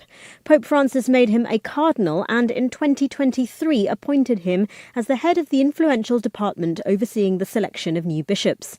As a result, he was viewed as one of the top contenders to follow in Pope Francis's footsteps. US President Donald Trump offered his congratulations to the new pope on Truth Social, describing it as a great honour for the United States. Robert Prevost will go by the name of Pope Leo XIV. Also this week, tensions between India and Pakistan ratcheted up as Pakistan denied Indian claims of launching attacks on military sites and cities, calling the allegations baseless. Relations between the two countries hit a new low since India blamed Pakistan for a terrorist attack in Indian-administered Kashmir, a charge Islamabad denies. Hira Mustafa reports from Islamabad. Pakistan's information minister took to the social media platform X, and I quote, he stated that Pakistan has not targeted any locations in Indian-administered Kashmir or across international borders so far. Neither has any loss been incurred by Pakistan Air Force. So the stance is very clear, and we have seen a similar statement coming from the Pakistan's Ministry of Foreign Affairs, who has categorically rejected these claims leveled by the Indian officials that Pakistan is trying to escalate the situation. And Bill Gates says he will donate 99% of his money and wind down his foundation, which is credited with saving more than 80 million lives worldwide. Tony Waterman has more. The Gates Foundation won't close up shop overnight, but has set an end date of December 31st, 2045. Over the next 2 decades, Gates says he will give away most of his remaining fortune, with aid totaling more than $200 billion. Most of that money will go towards health and human development, at a time when the Trump administration has slashed funding for foreign aid and scientific research.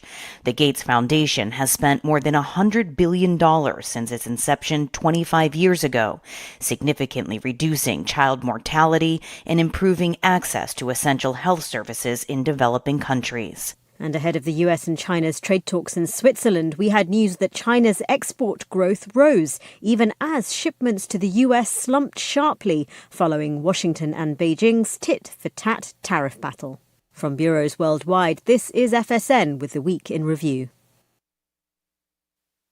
Our Matrix server is about as free as internet chat can be. Join the existing rooms or create your own at chat.freetalklive.com.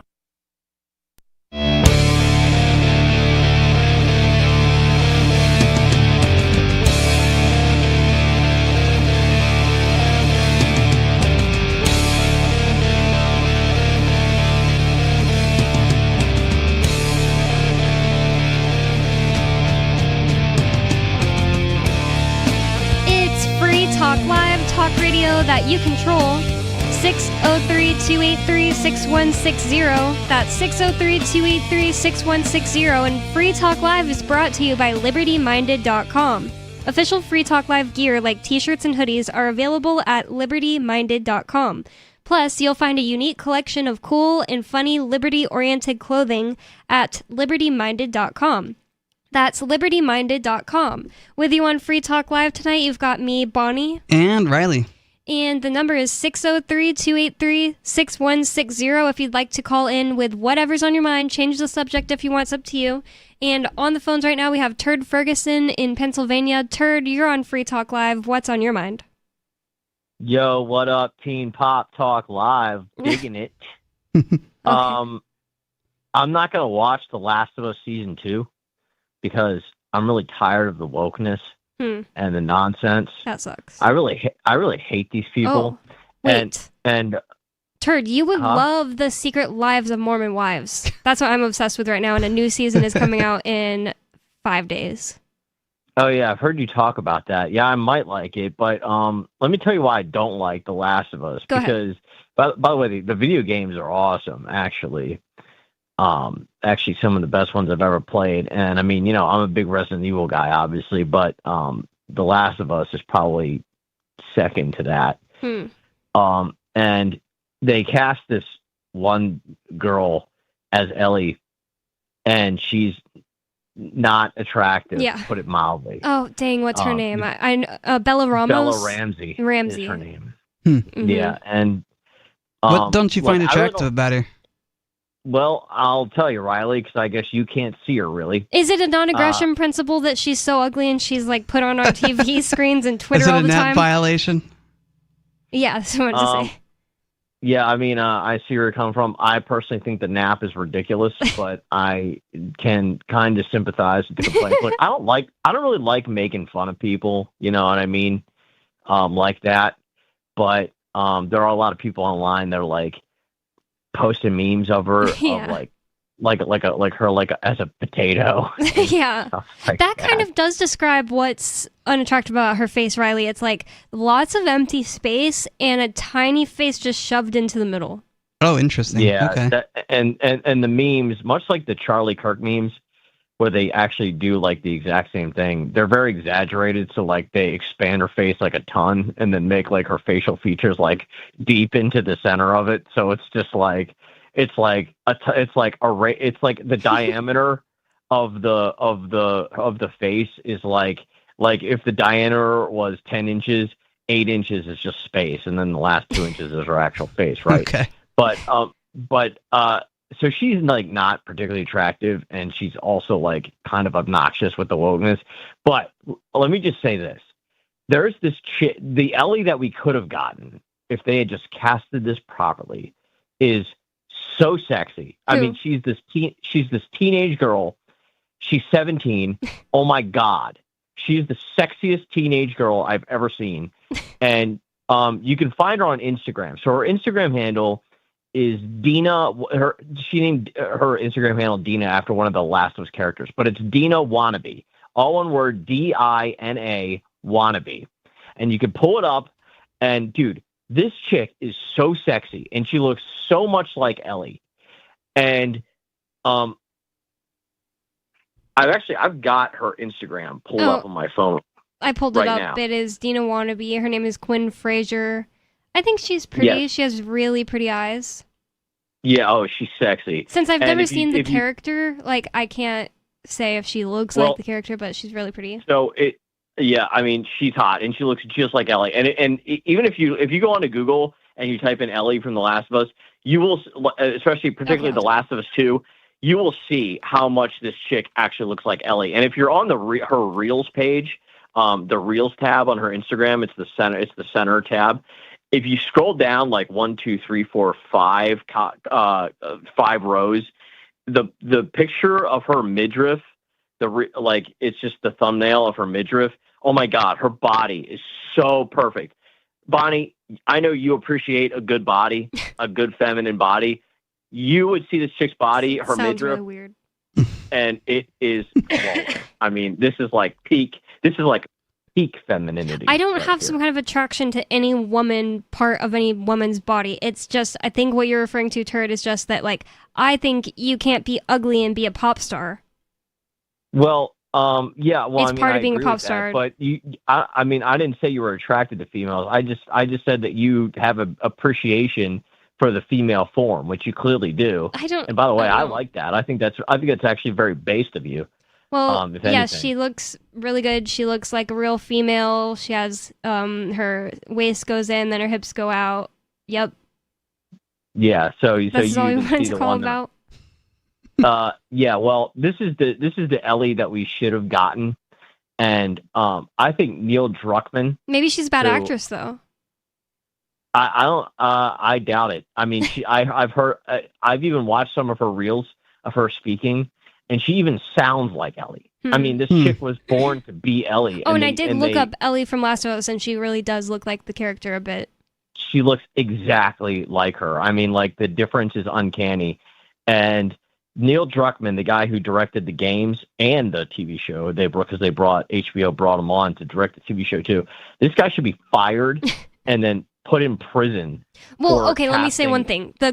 The comparison, the contrast between her and Bella Ramsey is like, this girl is so much prettier. And it's not just like, oh, I think the role should go to whoever is prettier, but the other person literally looks like a rodent in the worst way. And it's just like, when we're talking about what we're looking at on TV screens, it's like, does beauty not have any role? I think it honestly should. It's like, what will Yeah, I attract somebody to watching something? Like, I will never look at that TV screen for hours with that person's face on it. I have no desire to ever watch The Last of Us. Also, people say it's like sad. I don't like sad, but whatever. Well, it is sad, but it's sad in a good, entertaining way. But it's like even Bella Ramsey's not a particularly good actress. I mean, I guess she did an okay job in season 1 being Ellie, but I've actually heard, and you can, like, if you watch some of the reels on Quinn Fraser's Instagram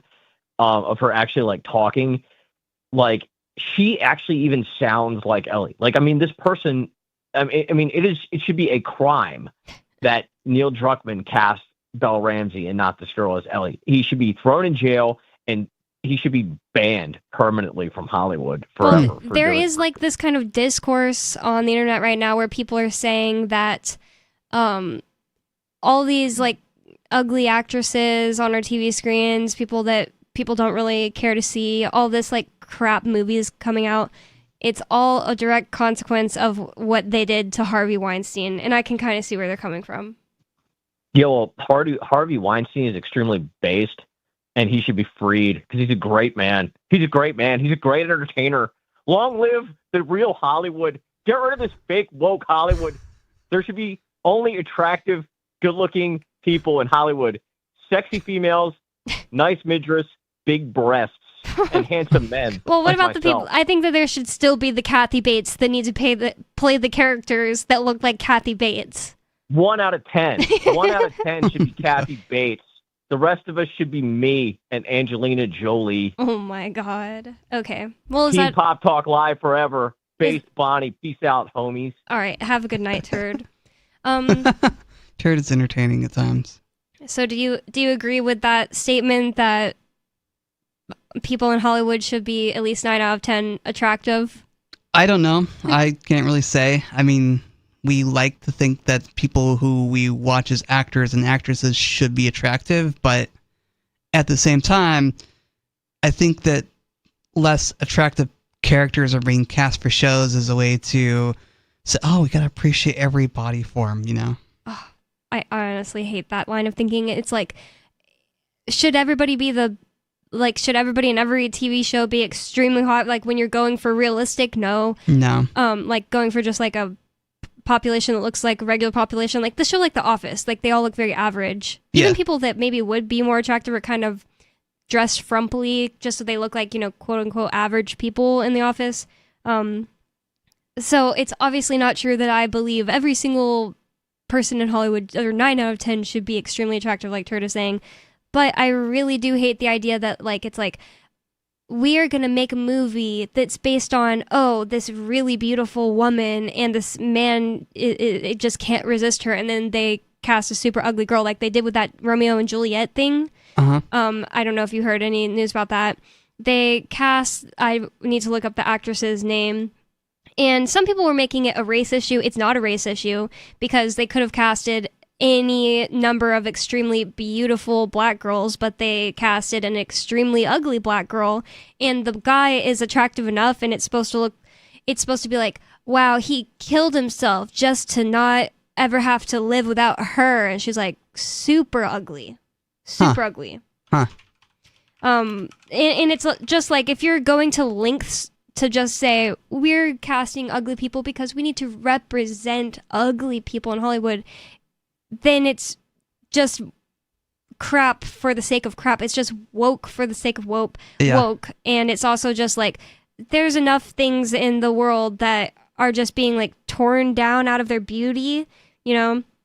I don't think that we need it. Romeo and Juliet. Definitely when you have beauty torn down for the sake of, you know, supporting woke ideology or whatever ideology you want to support, it definitely is dystopian. It's definitely dystopian in the sense that you're destroying beauty. You're destroying something that's beautiful and attractive to people and making it ugly. Yep. So the girl's name is Francesca Amewuda Rivers. Okay. Just felt like I should say it. And the guy is Tom Holland. I forgot who it was, but yeah, Tom Holland is just like famously attractive in a lot of people's opinions. I don't know if I would say he's like super attractive. Let me Google him really fast. I just know the name is, yeah, he's a very attractive man. Okay. He's not exactly like, I don't know, I was about to say he's not exactly my type. And I was going to say he looks really young, but he's literally 5 days older than me. Huh, interesting. So what makes a man attractive to you, Bonnie? I like dark hair like Ian. Obviously you're in love with Ian, so go on. Well, with me, like I definitely don't have like some kind of physical type all the time that's exactly the same. I really like smart people and like driven people. Okay. And when I was just listening to Free Talk Live, for an example, like, because obviously, like, I'm eventually married Ian, I was like starting to realize I don't like Sundays. Sundays are boring. And then I realized it's because, I know why. It's because that guy Ian's not on. So I literally liked his personality first. And when I first ever was like wondering, like, I wonder what he looks like. And I looked up like the video stream because I only listened before that. I was like, he is very attractive too. Like, he has like very dark hair and these like, I don't know how to describe what I like about his eyes. It's like, wow, I don't even know how you say what I like about his eyes. They're like dark, nice eyelashes, and he has like a nice smile, and he just has like a good sturdy face. He doesn't look like he's like melting because he's like so fat. He doesn't look like he's like, I don't know, like has no definition to his face. So that would be the answer, I guess. Okay. I was just curious. So this guy, he's definitely attractive, Tom Holland, and he was made to play in a video. Like, for a great example, Zendaya was his love interest in Spider-Man. That's a black girl, at least biracial girl, who is attractive enough that it's totally believable that he would be attracted to her for Spider-Man. Yeah. But then you go back and look at this other one that he played at Romeo and Juliet with. And this is what they do. This is what they always do. It says, black actor who faced abuse over role in Romeo and Juliet calls for industry-wide action.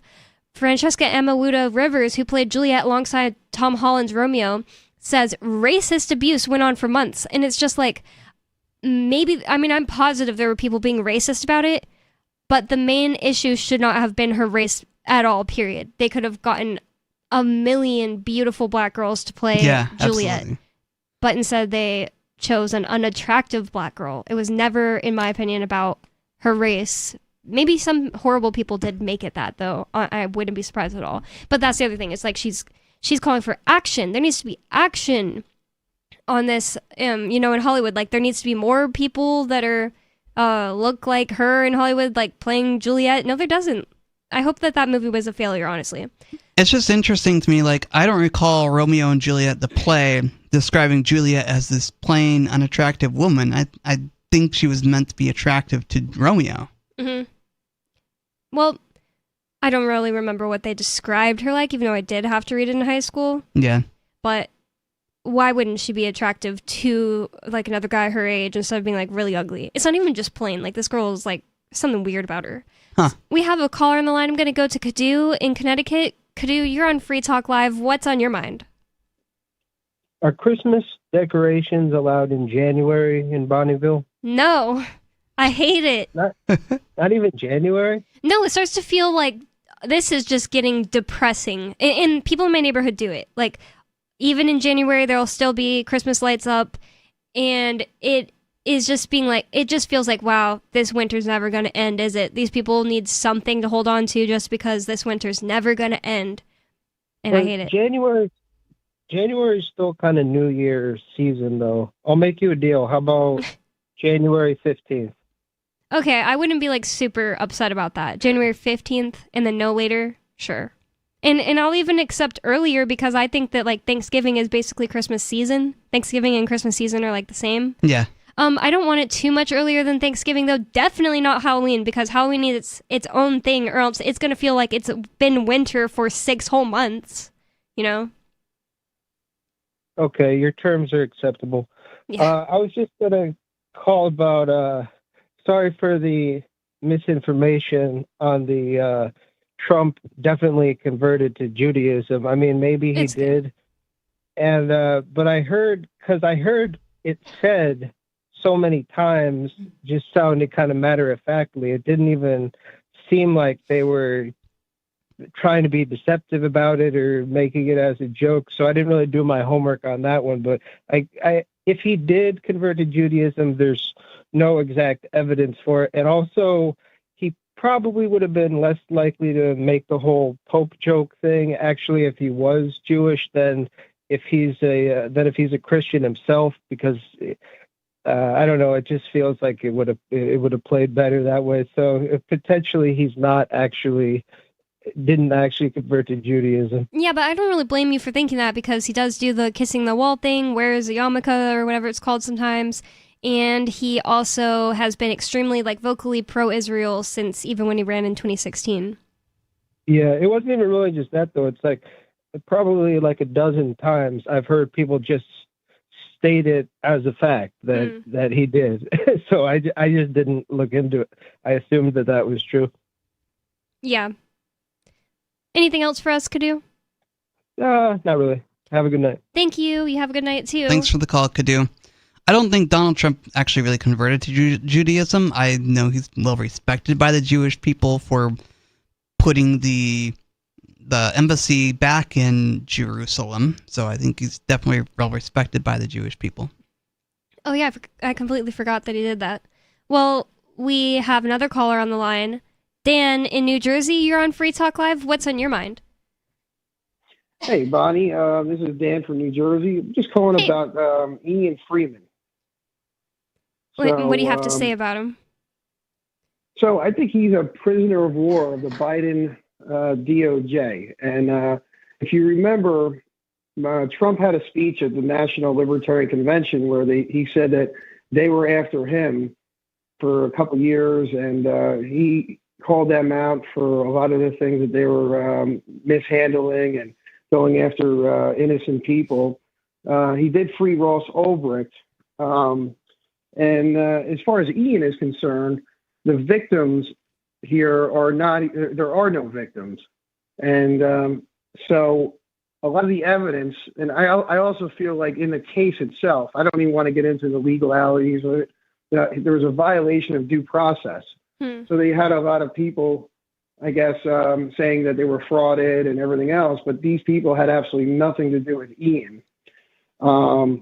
And also, I think, how do we get the word out about Ian Freeman? Because right now, Bitcoin just hit $104,000. Donald Trump just put the Bitcoin white papers right behind his desk at the Oval Office. And none of this would even have been possible without pioneers and innovators like Ian Freeman, who's a peaceful man. And so that's what I was thinking about tonight, and just wanted to throw that out there to you and Riley to see if you guys had any thoughts on that.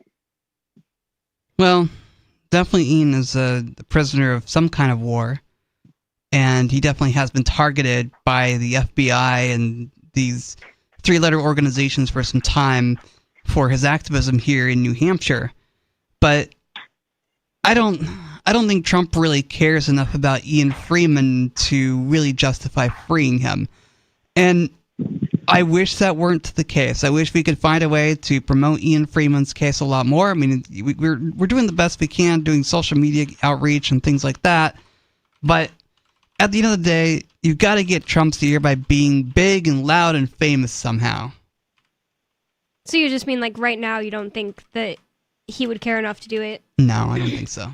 Maybe not completely on its own, but the thing is with Ross, there were always rumors that he was going to free Ross, and according to Angela McArdle, he didn't even really know who it was. Yeah. So people were always saying oh, Trump is not going to free Ross even though he said he would, because he said he was going to in 2016, and I was I never found any evidence that he said he was going to. There were just simply rumors because people wanted it to happen, and I totally understand why they wanted it to happen. But in Trump's world, he had other things going on, and it was he didn't even know who this guy actually was. So yes, the point is you got to get the information in front of him, and that's why more exposure to this, making it a bigger deal, Ross's mom never stopped trying to do, going to all kinds of little libertarian festivals and stuff like that, just spreading the word, and getting his name to be basically synonymous with libertarians, to where when Angela McArdle went to Trump and he said, "What do the libertarians want from me to get their votes?" the first thing she said was to free Ross Ulbricht. Yeah, I also think that I'm not sure if it's the DOJ, the FBI. I think that they were persecuting Ian. I think because he had over 200 radio stations and a few satellites talking about Bitcoin and freedom. I wonder if in that court case, did they summon any of the files or any of the records showing that he was being persecuted as a libertarian or a freedom activist. Would this have happened if he was a Democrat or a Republican? I'm not sure.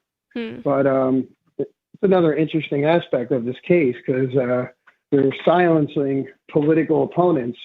At the time, it was a Democrat regime. So I think that's another interesting part of this whole thing, that if it is brought up loud enough and there is more attention in this case, I think that would be a way to show the whole crypto community and Bitcoin community that, Ian Freeman is still behind bars and we need to get him out. Thank you, Dan. I totally agree. I agree, Dan. And people can go to freeiannow.org if they'd like to sign the petition to ask Trump to free Ian. And I wonder if a lot of people know that Free Talk Live is the first media that ever talked about Bitcoin. As far as anybody has ever been able to prove, Mark has like a money offer out there if somebody can prove otherwise. Yeah. I mean, if anyone can prove it, let's hear it. Yep. So I think Roger Ver was listening to that conversation that Ian had with some guy from Australia back in, if I believe, November of 2011. And I think Bitcoin was worth 28 cents at the time. Wow. And I believe that's how Roger Ver first learned about Bitcoin for the first time, who became Bitcoin Jesus. Yep, that's always been the story I heard, that a caller that we might not even know from Australia, maybe Ian and Mark do know who it was, anyways, called in to say, hey, have you heard about this Bitcoin thing? Roger Ver heard that call because he was just listening to Free Talk Live. He spent weeks researching, and then he was like, he saw the vision, and he bought a bunch of Bitcoin, and that's how Roger Ver became Bitcoin Jesus. More Free Talk Live coming up, freeiannow.org, and more Free Talk Live coming up.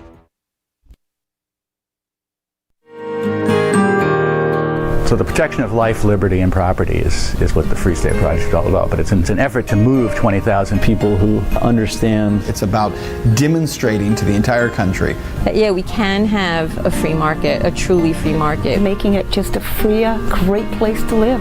It's the world's largest voluntarist libertarian community, and it's only getting bigger. That's amazing, to be able to move to a place where other people passionately believe in being free and independent. What the Free State Project is managing to do, though, is to put their money where their mouth is. Physically getting up across the country and saying, let's go someplace and let's demonstrate the power of these ideas. There's a lot of kind of philosophy that surrounds liberty. There's a lot of thinking about it and talking about it. But here in New Hampshire, people are doing it. 101 Reasons Liberty Lives in New Hampshire, a documentary by Free State Project Early Movers. Watch it free at 101reasonsfilm.com. 101reasonsfilm.com. Protection. Eleutheromania. The insatiable desire for freedom. Filibuster. Police state. It's the new 3-song heavy metal EP from Captain Kickass. Available now on your favorite music app or get it directly from CaptainKickass.com. If you want to know the latest about Free Talk Live before we go on the air, all you need to decide is how you want it delivered. It's your choice. Visit news.freetalklive.com to receive our usually weekly news updates by email. Plus, we have a Twitter account at twitter.freetalklive.com, and you can follow us on the decentralized Mastodon platform at toot.freetalklive.com. So please follow us at toot.freetalklive.com and sign up for our emails at news.freetalklive.com. You're listening to the live edition of Free Talk Live. Hour number 3 is next after the news here on the Liberty Radio Network at LRN.FM. From Feature Story News in Washington, I'm Jagruti Dave with the Week in Review. History was made when cardinals for the first time selected an American pope after 2 days of voting at the Vatican. 69-year-old Robert Prevost is a cardinal from Chicago as well as a citizen of Peru, where he spent years working as a missionary and then as an archbishop. Pope Francis made him a cardinal and in 2023 appointed him as the head of the influential department overseeing the selection of new bishops. As a result, he was viewed as one of the top contenders to follow in Pope Francis's footsteps. US President Donald Trump offered his congratulations to the new Pope on Truth Social, describing it as a great honour for the United States. Robert Prevost will go by the name of Pope Leo XIV. Also this week, tensions between India and Pakistan ratcheted up as Pakistan denied Indian claims of launching attacks on military sites and cities, calling the allegations baseless. Relations between the two countries hit a new low since India blamed Pakistan for a terrorist attack in Indian-administered Kashmir, a charge Islamabad denies. Hira Mustafa reports from Islamabad. Pakistan's information minister took to the social media platform X, and I quote, he stated that Pakistan has not targeted any locations in Indian-administered Kashmir or across international borders so far. Neither has any loss been incurred by Pakistan Air Force. So the stance is very clear, and we have seen a similar statement coming from the Pakistan's Ministry of Foreign Affairs, who has categorically rejected these claims leveled by the Indian officials that Pakistan is trying to escalate the situation. And Bill Gates says he will donate 99% of his money and wind down his foundation, which is credited with saving more than 80 million lives worldwide. Tony Waterman has more. The Gates Foundation won't close up shop overnight, but has set an end date of December 31st, 2045. Over the next 2 decades, Gates says he will give away most of his remaining fortune, with aid totaling more than $200 billion. Most of that money will go towards health and human development, at a time when the Trump administration has slashed funding for foreign aid and scientific research. The Gates Foundation has spent more than $100 billion since its inception 25 years ago, significantly reducing child mortality and improving access to essential health services in developing countries. And ahead of the US and China's trade talks in Switzerland, we had news that China's export growth rose, even as shipments to the US slumped sharply, following Washington and Beijing's tit-for-tat tariff battle. Laura Westbrook reports. Exports rose 8.1% in dollar terms in April compared to a year earlier, according to official data, and that beat expectations. But it was a slowdown from 12.4% growth in March, as factories rushed to get out shipments before the tariffs took effect. Imports, meanwhile, fell 0.2% last month. That was a third consecutive month of decline. And China's outbound shipments to the US fell 21% in April year-on-year, while imports dropped nearly 14%. From bureaus worldwide, this is FSN with the Week in Review. With FSN Spotlight, I'm Simon Marks. Today, the trade agreement that the UK and US governments say they have forged, even though it's clear that significant work still needs to be done on some pretty major aspects of it. Both President Trump and Prime Minister Starmer hailed the deal as historic, the US President particularly happy that he had something to announce before he departs Washington next Monday to begin his first foreign tour since his return to the White House. It's taking him to Saudi Arabia, Qatar and the UAE. The agreement allows British steel and aluminium exports to enter the USA tariff-free and 100,000 luxury British cars, but it keeps 10% baseline tariffs in place, and Sir Conor Burns, a former UK trade policy minister, thinks it's unclear just how much of a landmark agreement the deal really is. It seems to be quite limited and sectorally specific, but it is better than nothing. But I also think it is worth saying that it is from a suboptimal starting point. President Trump has completely turned over the apple cart of the rules of global trade. We are all operating now in a climate that is very, very unusual. So let's wait and see the detail. US Commerce Secretary Howard Lutnick summed the agreement up this way. Tariffs started at 10% and ended at 10%, he said, and the market access in the UK for American business.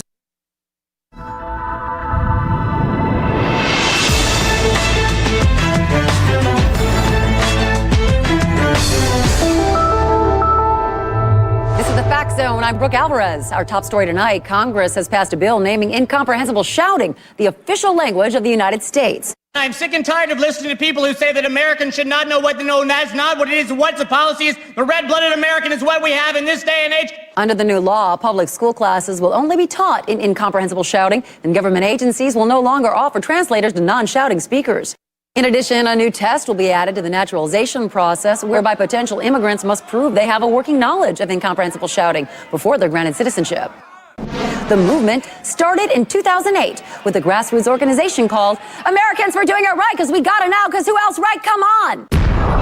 This is the Onion News Network, a tomahawk of honesty in the skull of lies. You can stick it to the man and big tech. Join our FTL social mastodon at social.freetalklive.com.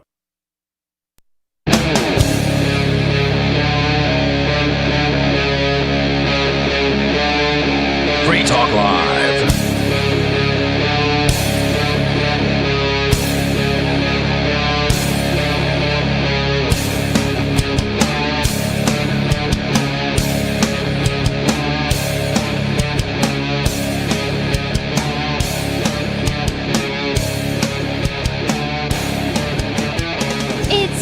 Talk Live, talk radio that you control, and 603-283-6160 is the phone number. That's 603-283-6160.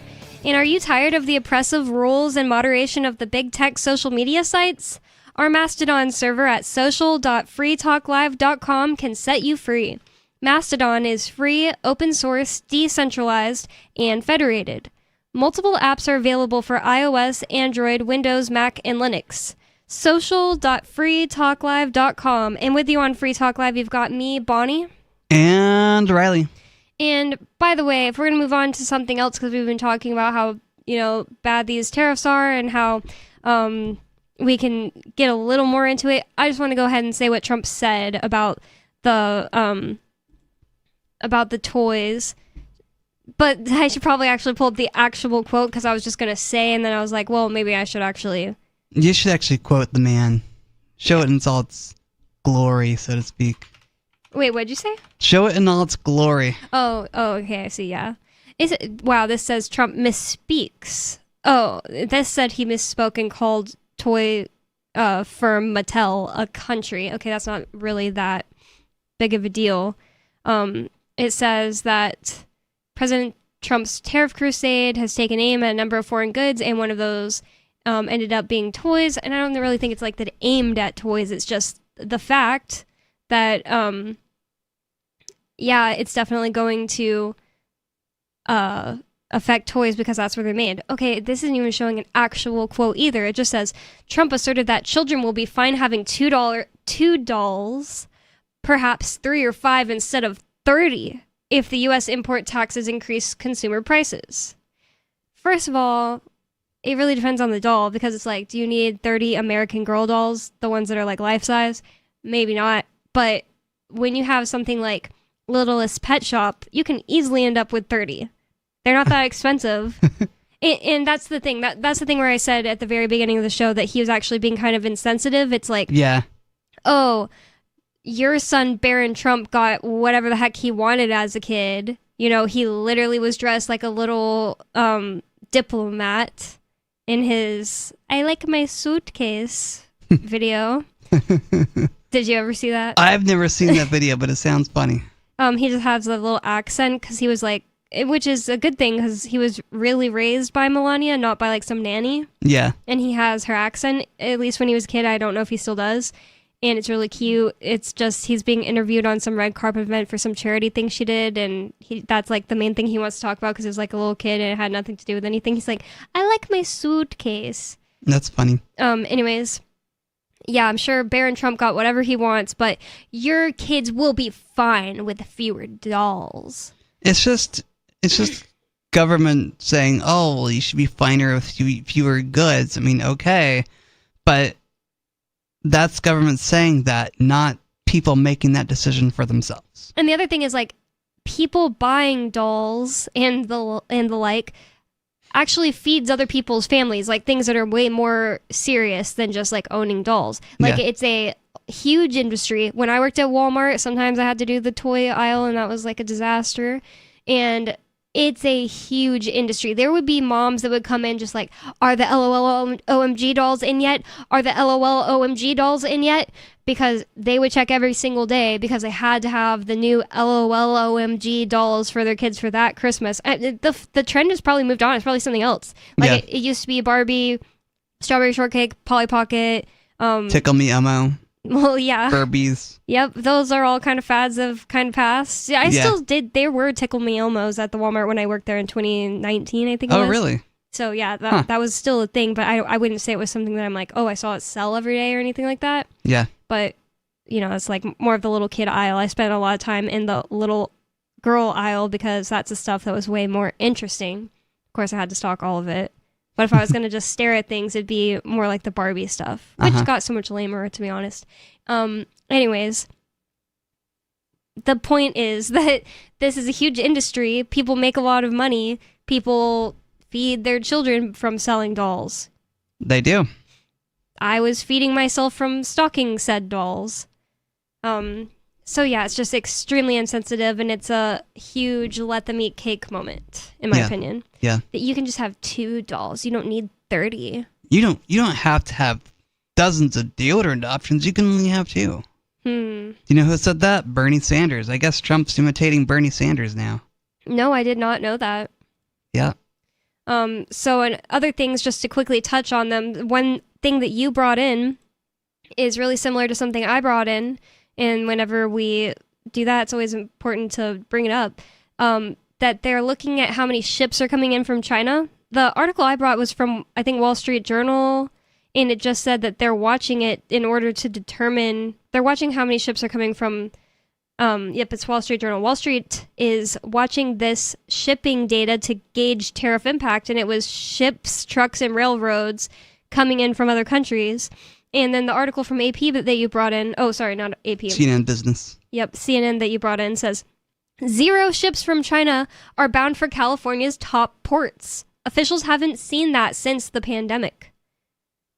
So, on Friday morning, West Coast port officials told CNN about a startling sight. Not a single cargo vessel had left China with goods for the 2 major West Coast ports in the past 12 hours. That hasn't happened since the pandemic, as the headline said. 6 days ago, 41 vessels were scheduled to depart China for the San Pedro Bay complex, which encompasses both the Port of Los Angeles and Port of Long Beach in California. On Friday, it was 0 instead of 41. President Donald Trump's trade war imposed massive tariffs on most Chinese imports last month.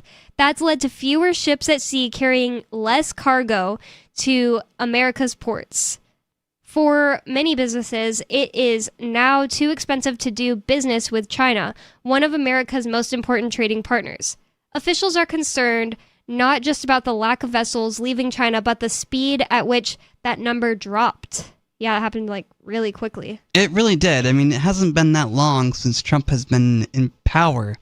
It's been over 100 days, but at that rate, well, who knows what's going to happen in a month or 2 or 3 or 4 when goods stop coming into the ports.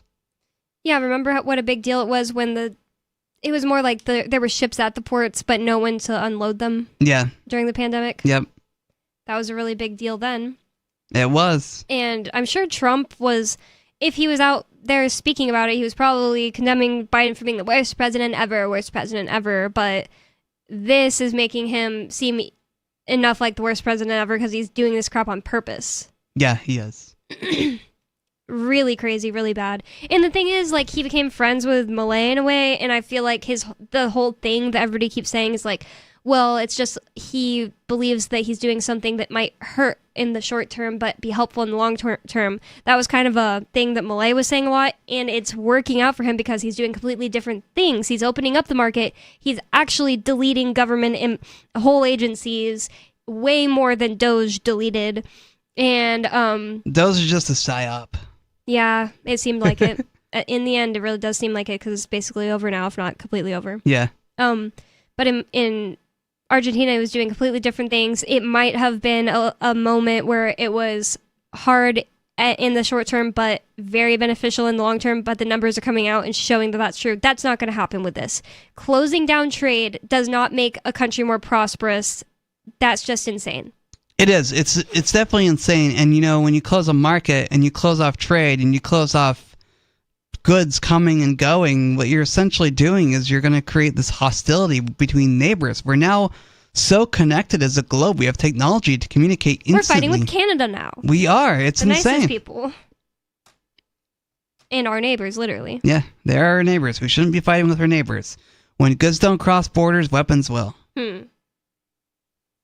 I bet they'll be over here on Mooseback. Well, I do kind of want to change the subject a bit. We've been talking a lot about tariffs, and it's all dead serious. Oh, Trump might suspend habeas corpus. Literally stressful talk. But this story you brought in, Riley, from 1043wowcountry.com. A reputable news source. A reputable news source says Bigfoot takes over East Idaho in new video. Wait, so is that the one you sent me? Yes. Oh, okay. For some reason, okay, never mind. It says, it's been a while since we've had any solid Bigfoot sightings, but praise the heavens, we finally have one just in time for Mother's Day weekend. What a better gift to give mom than a Sasquatch sighting. The city of Pocatello recently announced the arrival of Bigfoot Pocatello, and it appears that BP has some big plans for Idaho. He has been hiding in the mountains and forests for so long, but ever since Pocatello, I hope I'm saying that right. Yeah, you are. Oh, okay, because I've never heard of it before in Idaho. Yep. Has received him with open arms. He is making strides into the public eye. And it says that Visit Pocatello and Chubbuck, Idaho said in a YouTube description announcing Bigfoot's arrival. So, by the way, this article shows the headline, Bigfoot takes over East Idaho, new video, watch. And it has a picture of a road, and you can see some furry buddy, walking in the middle of the road, and it's just like you'd imagine Bigfoot looks, like tall, hairy all over. Huh. It's not high quality, though, because it's, first of all, it seems to be from the back. Yeah. So you don't see a face, and it's far enough away, it kind of looks even zoomed, so it's a bit blurry, but not bad, like really, really bad quality, Bigfoot sighting where you're like, oh, I don't know. I think that might have been like a smudge on the camera. It's not that bad. Yeah. But, yep, it looks like that. There actually is video of something happening. It says, not only has he built up the courage to go out in public, he is even starting to create his own social media content. Wait, what? This has got to be a puff suit? piece. It probably is.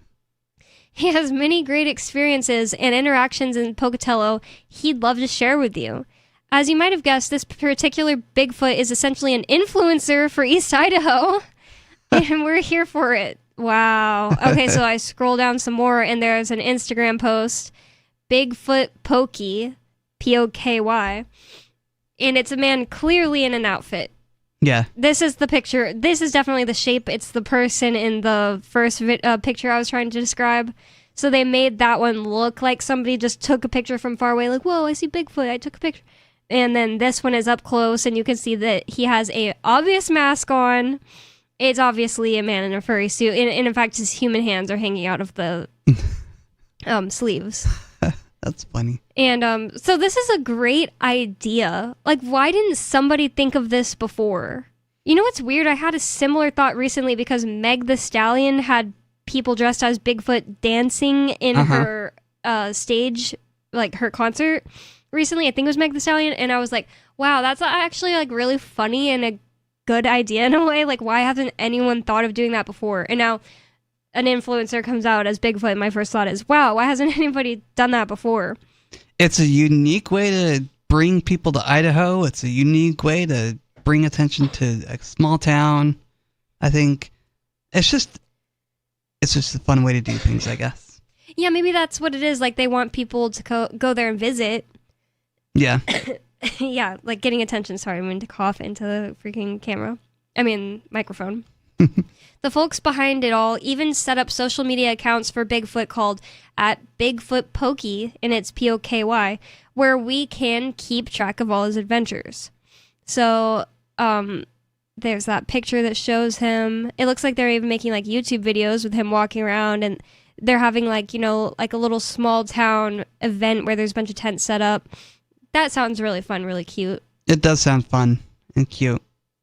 And then this article says, it's a cool and clever way to utilize one of Idaho's most famous legends as a way to attract visitors. What will Bigfoot get into next? Only time will tell. Well, that is a really cute idea. This website, 1043 Wow, 104.3 Wow Country. I just realized there's a dot there because it's made out of a star. So I didn't notice that's what it is. Yeah. I guess it's a radio station. I think it's a radio station.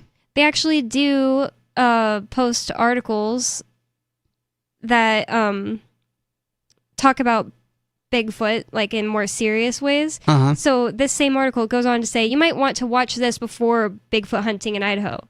This surveillance footage in Washington captured what appears to be the most compelling evidence of Bigfoot's existence to date. Well, why is this something you want to watch before Bigfoot hunting in Idaho if it's in Washington? Okay. And then it shows a screen grab of that video, and it's very low quality. If this is the most compelling evidence to date, this is bad. This looks like an ultrasound. Wow.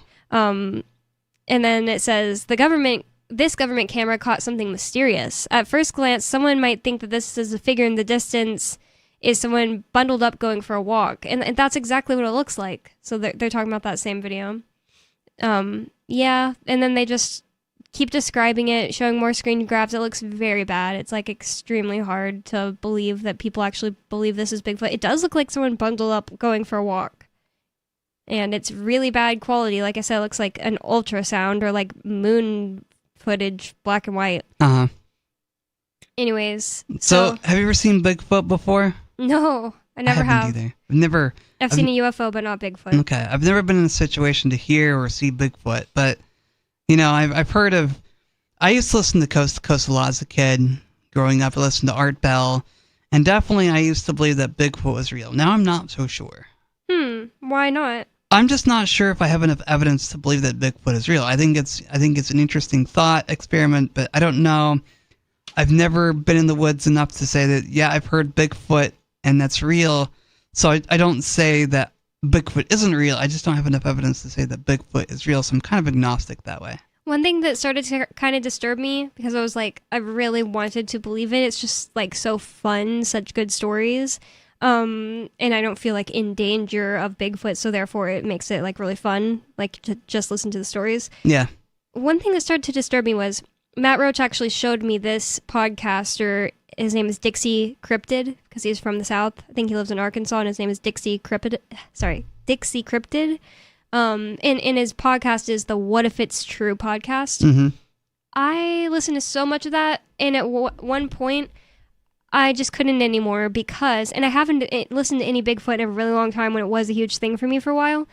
The reason was that I started to notice that a bunch of the stories felt like they were written in very similar ways.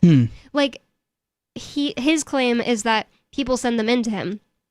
I don't necessarily think he's lying, but it could totally be possible that somebody who fancies themselves a really good writer or just loves doing it or just likes lying to people, because there are definitely people like that out there. Yep, there are. But also like straight stories, has just sent him in a ton because so many of them, it doesn't matter what part of the world they're saying they're from, or it's mostly America, but like what state, whether male or female. I'm just like, why does this person talk exactly the same as like that last person? Like, I can't really give you an example at this point, but it's just like similar ways of talking, like, and I was the type of person to never believe such things. Yeah. And then the next person says the same thing. All the stories start to sound the same, and I think they follow a similar pattern to fit the trope of, oh, this person is genuine. They believe in Bigfoot now because they've had this experience. It's just different. It's not even that I'm like, oh, all Bigfoot stories sound too similar and that's boring. It was just this one particular podcast. They were so similar that I started to realize, like, it's totally possible that somebody just wrote all of these, and that disillusioned me enough to where I was just like, I can't even like listen to any of these. And that was my favorite podcast to listen to them from. Yeah. So it kind of just like ruined it for a while. I was like, what if all the ones that I was like, whoa, that person sounds so sincere, or this story seems so like sincere, are actually fake. But there was another one, I am sad that I can't remember. Oh, the Bigfoot Chronicles, that he actually interviews people, and that one's a little better because you can tell by somebody talking like how sincere they are. You can. At least you can kind of feel like you can. So I think that's all we have from this story about Bigfoot. I kind of wish they showed more examples of like his posts and stuff. Yeah. Like what's the point, of him doing this? But it seems like it is like to get people to this town. I would think so. I don't know. I wonder if our listeners out there have seen Bigfoot. Call in at 603-283-6160 if you have any Bigfoot sightings or have been acquainted with Bigfoot in your life somehow. I don't know. Maybe you are a Bigfoot hunter. Maybe you've been out in the woods and heard Bigfoot. Call us at 603-283-6160. Let us know your story. There actually was somebody in the YouTube chat that said, next time I call in, I'll tell Bonnie my UFO story. So please do. I want to hear your UFO stories. Yes. I would love to do a whole show of people just calling in and telling us their UFO stories. Like, I would turn Free Talk Live into Coast to Coast. That's fun. That would be fun. That would be so That'd fun. be a fun show. I just Googled Pocatello, yeah. Idaho, just to see like what are the first things that pop up to see like what they have to offer. And not only is it like a really pretty town, but they have this like, I don't know if it's a full like Coliseum thing, but they have this thing that has like these marble columns on it, and I'm like, what's the story behind that? It's so pretty. It's like they look like ancient Greek or something, or like Roman columns, and they're just outlining this pretty big city. I didn't think this was going to be a large city. It looks like with these beautiful mountains surrounding them. Really, really cool looking place, but nice. First things that pop up don't show me anything that's like, oh, what they would want you to do there. But it does make sense that I was kind of Googling it because I was wondering, like, why do they want you to visit? Like, do they actually have something going on, or is this just a small town? Because that'd be way weirder. But no, it's actually looks like a big city. I don't know the population. I don't feel like Googling. Oh, it says 58,000. So it's like a very large town. Bigger than Keene, twice Keene. Yeah, so it's twice the size of Keene. So it's a small, I guess maybe a small city? Yeah, I think you're right. I never called Tooele, Utah a city while I lived there. It's like we called it town, but maybe that's because it was town to us from the middle of nowhere. Yeah. But whatever. It's a city if Keene's a freaking city. So I felt like there was like one other thing I wanted to say about that, the Idaho thing. No, just if people want to call in with their stories, they absolutely should definitely do that. The other creepy thing, maybe if Bigfoot does creep you out, being not in the absolute middle of nowhere, I'm really not that creeped out. Honestly, when I go hiking and stuff, I'm more scared thinking about bears. Yeah. Than Bigfoot. I feel like Bigfoot would want to stay away, and they're smarter. They'd just be like, oh, here, person, I'm going to go the other way. But if another thing that might creep you out is AI reaching super intelligence, and what's the risk of that against humans? Does that creep you out, Riley? It kind of does, because a lot of people, they value AI as a tool, but some people want to use AI as a friend or a way to put themselves into the cloud and live perpetually. And oh my god. I don't know, that sounds kind of scary to me. That sounds really scary to me. And when we come back, we're going to talk about AI firms warned to calculate the threat of that happening, of it escaping human control. More Free Talk Live coming up. Don't go anywhere. 603-283-6160. Call in with whatever's on your mind. Email is easy, instant, and free, and that can be real embarrassing. Email lacks the eye contact and body language you get in face-to-face conversation, or the tone of voice and other nuance you hear in a telephone conversation. Email is just words, often few words. We're all smothering in spam, so we often reply in terse fashion that's easy to misunderstand. And email doesn't cost you a postage stamp, and it lacks the deliberation time it'd take to walk to the snail mail box, so it's easy to succumb to the "oh yeah" stimulus response trap. When in doubt, don't snap back at snippy messages you get. You may have mistaken the sender's intent. And unless you're sending AOL to AOL, there's no unsend. For more tips on critical communication skills for the way things are now, hit survivalspeech.com. I'm Holland Cook.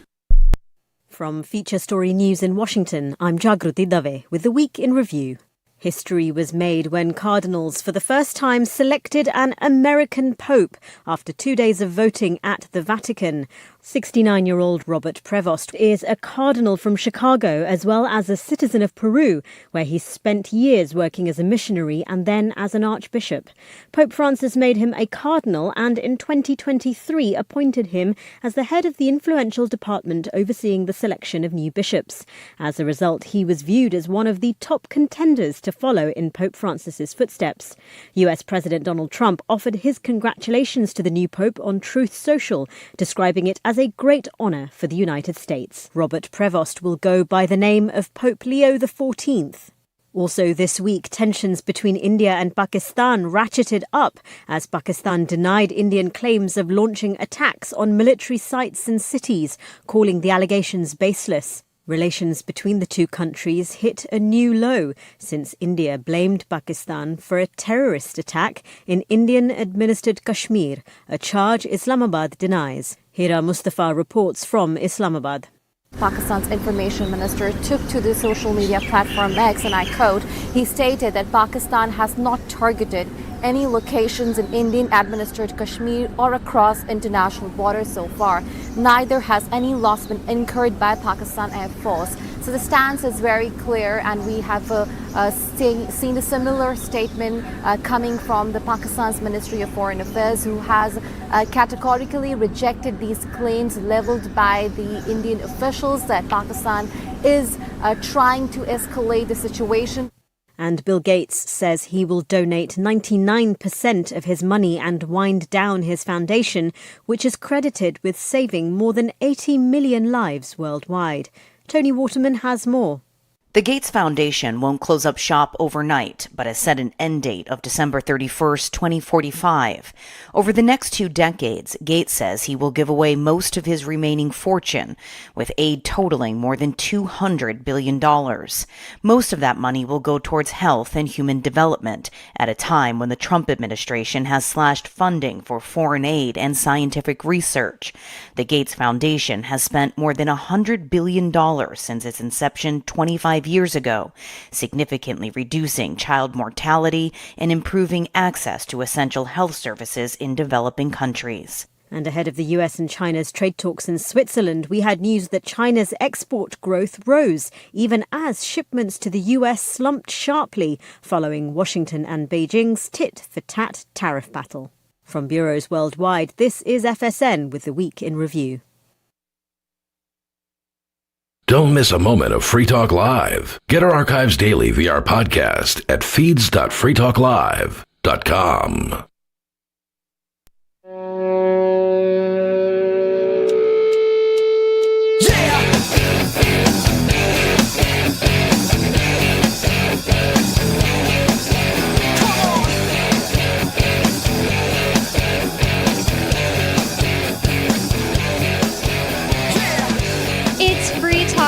Talk radio that you control, and 603-283-6160 is the phone number. That's 603-283-6160. And some of you have wanted to support Free Talk Live's mission on a monthly basis, but don't want to support Patreon. We have an alternative that also helps our premier streaming platform, Odyssey. Visit video.freetalklive.com and click join at the top of the channel. You can subscribe for $5 per month, and unlike other subscription services, Odyssey adds their processing fee on top, so it will cost a little over $5 per month, but Free Talk Live will receive the entire amount you pledged. Higher donation tiers are available if you're feeling so inspired. There's also a members-only chat on Odyssey, and once again, you can go to video.freetalklive.com to join and to also watch us on Odyssey, a libertarian-owned platform. With you on Free Talk Live tonight, you've got me, Bonnie. And Riley. And we teased right before the break in the last segment that AI firms are being warned to calculate the threat of super intelligence or risk it escaping human control. So, AI safety campaigner calls for existential threat assessment akin to Oppenheimer's calculations before first nuclear test. Wow, he didn't do that great because shouldn't be exploding nuclear stuff on the planet. It's a horrible idea. Yep. People get affected even when they do the stupid tests. Artificial intelligence companies have been urged to replicate the safety calculations that underpinned Robert Oppenheimer's first nuclear test before they release all-powerful systems. Max Tegmark, really weird last name. Really weird full name, honestly.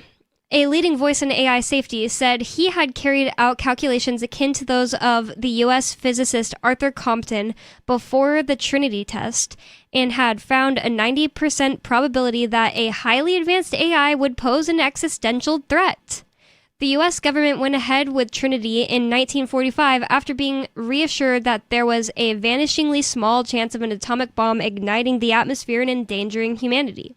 Oh, okay, well, if that's all they were looking for... It's worth the risk. It's a small danger. It's worth the risk. We've got to have an edge in warfare. Yeah, you're right. Even if it was a small chance, the fact there was any chance of it igniting the atmosphere and endangering all of humanity, that's horrifying. Yeah. But, if that's all they looked for, it still does other things every time you send off a nuclear bomb. Bad. It's like they act like they're the only thing standing between us and destroying like random wildlife in Utah or something like that. But they'll just destroy whatever they want in this particular area for their stupid bombs that they test. Very often, by the way. It's not like they're done testing nuclear weapons. Oh, no, they do them underground now because people were making us think about them doing above ground. I mean, back in the 50s and 60s, southern Utah was affected by the nuclear radiation fallout a lot. Whoa. They just didn't tell anybody. Yeah, in northern Utah, where Dugway Proving Ground is, not necessarily a nuclear bomb problem, but they test chemical weapons on Dugway Proving Ground. Yeah. And in the 40s, thousands of sheep died from farmers around Dugway all at once, like thousands. And of course, they blamed the government, and the government was like, we are not responsible for this, but also quietly paid all the farmers off. Yeah, it's absurd. Yep. The government is the biggest polluter in the world, and it's not even close. They are. They're the biggest polluter, the biggest killer, and no one seems to be like, hey, how do we abolish this killing machine? Let's abolish the killing machine and get rid of its money and power. No, we need to give killers more money to make sure that without them, there won't be gangs of killers that take over. That's status logic, isn't it? Yep, that's Skeeter logic, because he's spent 4 years studying logic. So we can talk more about this Max Tegmark guy. It's hard to even say that name, to be honest. Like, it's just, like, doesn't roll off the tongue. But, no, it doesn't. But it is good what he's doing, I think. Like, trying to tell people, like, what kind of tests to run to look at the possibility of this. Because I am very not excited about the idea that AI could become extremely intelligent and take over things. I don't like the idea. I hope that I don't like the idea. I don't like the idea either. And I would hope that people are responsible, but we all know people are not responsible. So, we have a caller on the line. And if you'd like to call, you can call 603-283-6160. That's 603-283-6160. We have room for you on this last segment of the show. David in New Mexico, you're on Free Talk Live. What's on your mind? Yep. I own you. You don't own me. That's the way it's going to be. Bonnie. What? Wait, how do you own Bonnie? No, you don't. Well, because I'm going to buy her. Ugh. Creepy. I don't think she's in the market, man. No. It ain't creepy. Are you insulting Native Americans, Bonnie? I don't know what you're on about right now, to be honest. Oh, I went down the Rio Grande 100 miles or so, and I raided the Apaches, and I took some coup. I killed a few warriors, and I stole a whole bunch of ponies. And I'm gonna use about 30 of those ponies to buy you, Bonnie. That's creepy. You're being creepy right now. Weird. Are you calling Indians creepy, Bonnie? You can't do that. I don't understand your point. What are you talking right. You don't understand because you're an American and Americans don't know history. And this is what you're saying Indians did? Yeah, they absolutely did. It was their way. Matter of fact, it was their way of life. Creepy. It was their way of life. Kill other Indians and steal their stuff. I guess they broke the nap then, didn't they? Yep, they did. Damn Indians. One thing is that, what are they called? the people that created the longhouses, they were starting to figure stuff out. Vikings and Vikings. No. I'm saying the Native Americans in northern. It's like the Seven Nations people or something like that. Oh yeah, the Iroquois nation. Yeah. Those people were actually starting to get some of their stuff together, and I think they would have probably ended up all right after a few, maybe decades. I don't know, hundreds of years, maybe. Yeah, but them damn white people came and threw a wrench into that, didn't they? Well, to be honest, yeah, kind of. With all the smallpox. Pretty much.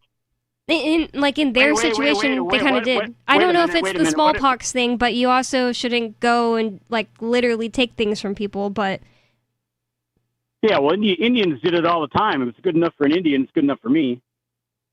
That's so not you really can't good do logic. better? Yeah, right. Sure it is. What'd you say, Riley? You can't do any better than them? Well, no, that would be racist. For a white man to do better or to say you can do better than a non-white person, that would be racist, so I can't do that. Sure you can.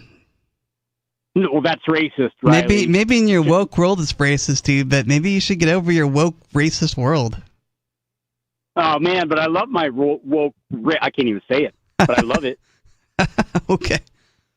Especially 3 times. Fast.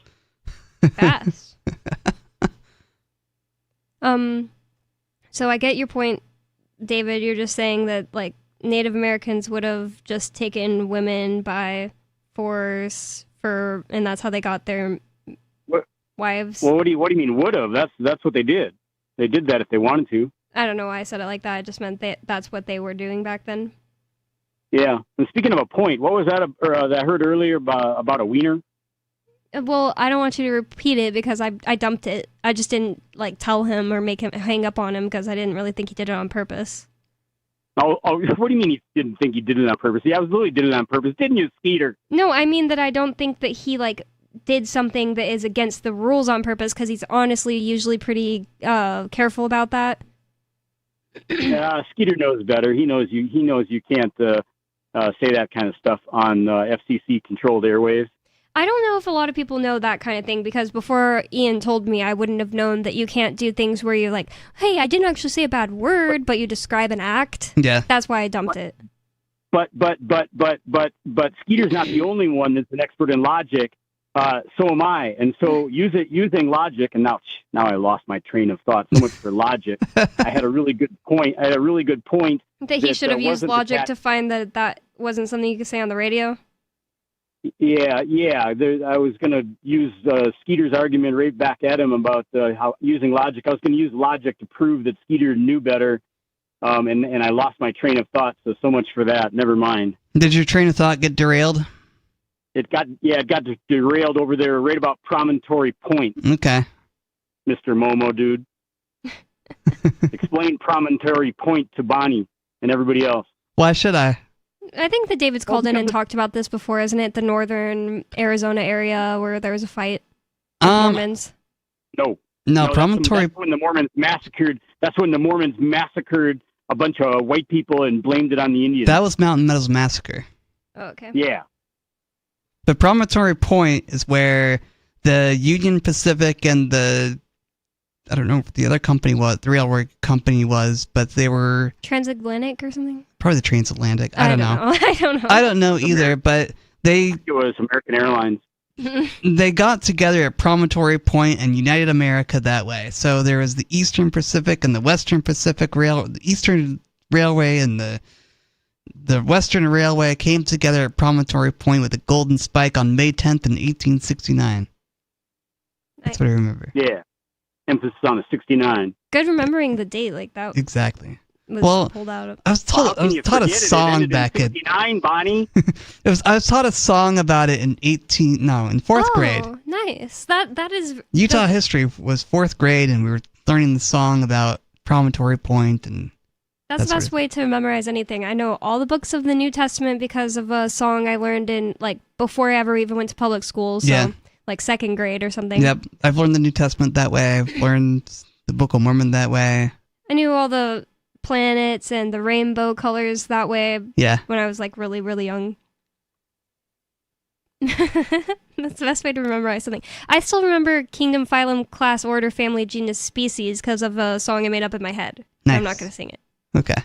It's not like a good song. It's just like a sing-song way to say that. Yeah. Okay, David, anything else for us? Yes, and my cousin got Oppenheimer hired to his job as Mr. Manhattan Project leader. Whoa.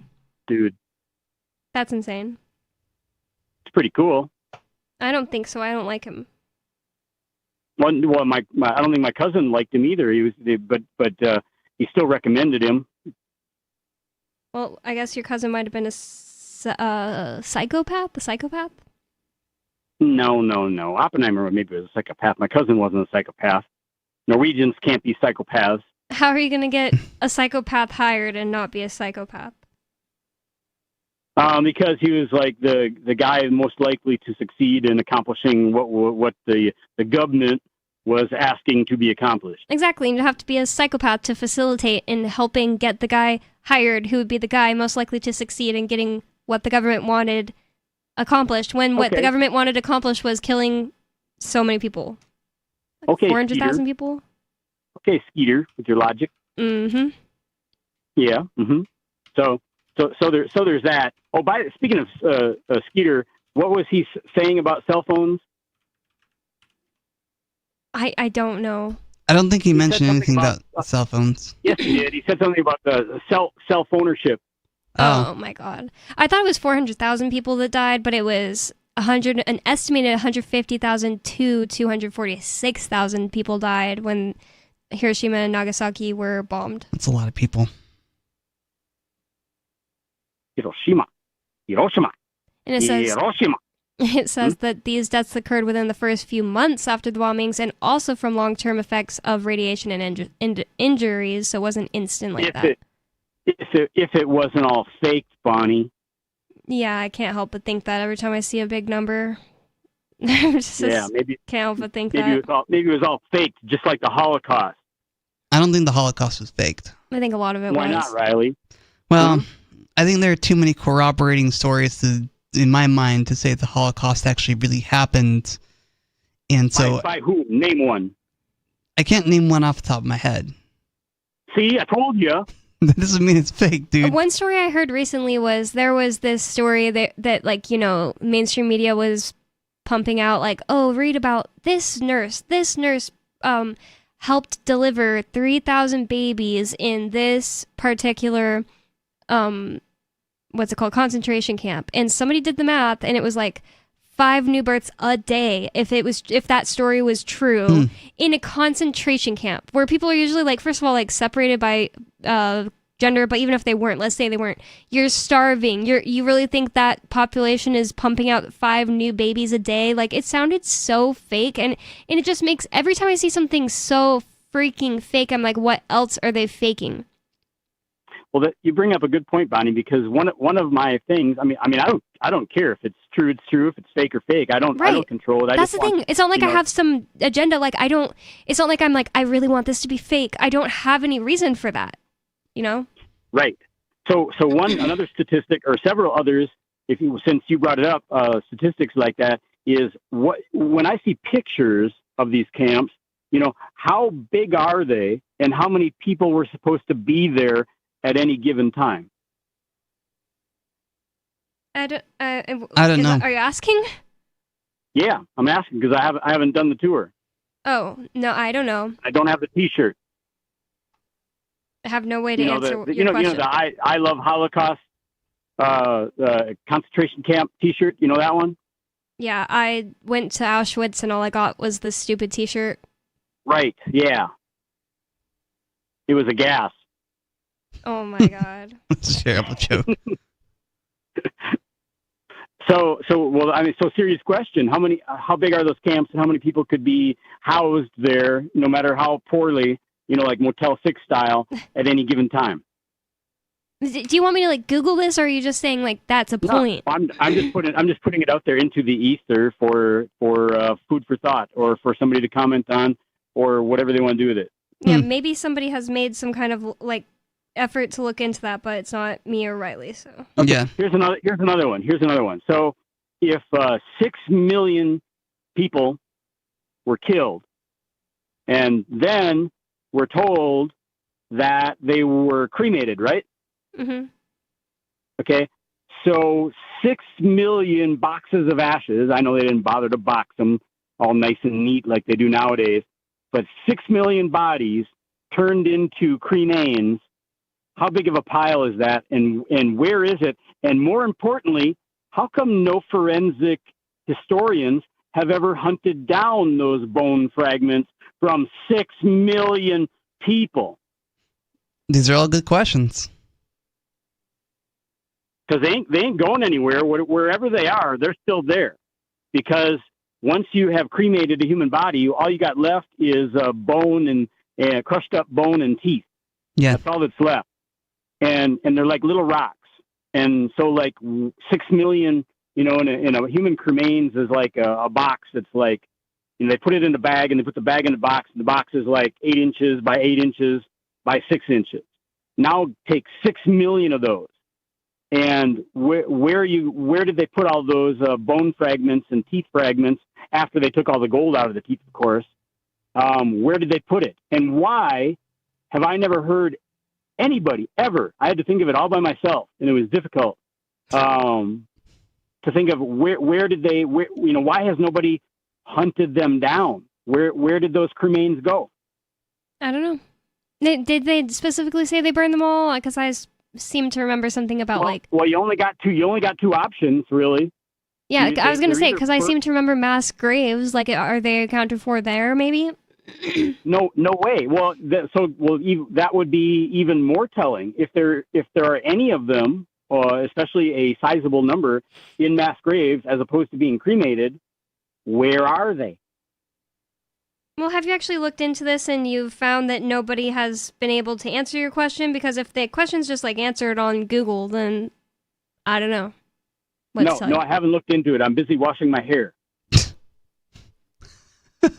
You're doing that right now? I'm doing it all the time, Bonnie. Oh, wow. I don't get it. Is this a joke? Yeah, it's a blonde joke. Went right over your head. So, and another thing. So now, if you're going to cremate 6 million people, thereabouts, not counting the ones you mass graved. So how much propane did that use? And where did all of that propane come from? Because when a crematorium in the United States, in this very day and age, cremates a body, it costs, depending on the cost of propane at the time, it costs several $100s in propane.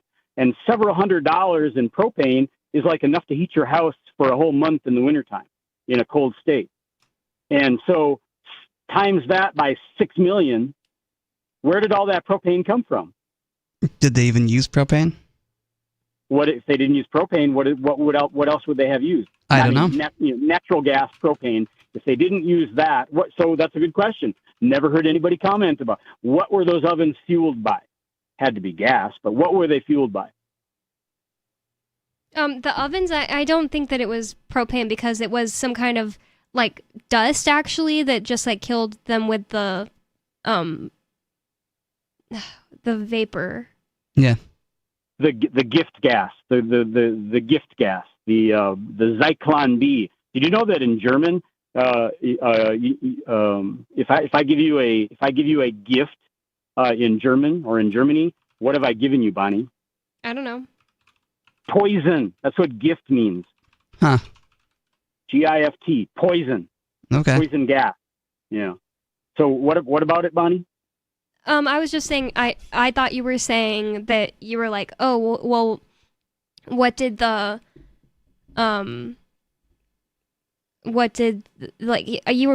seemed like you were trying to tie together your propane question with the gas question, and I was telling you it wasn't literally gas, and I just looked up what does Zyklon B look like, and it was pellets.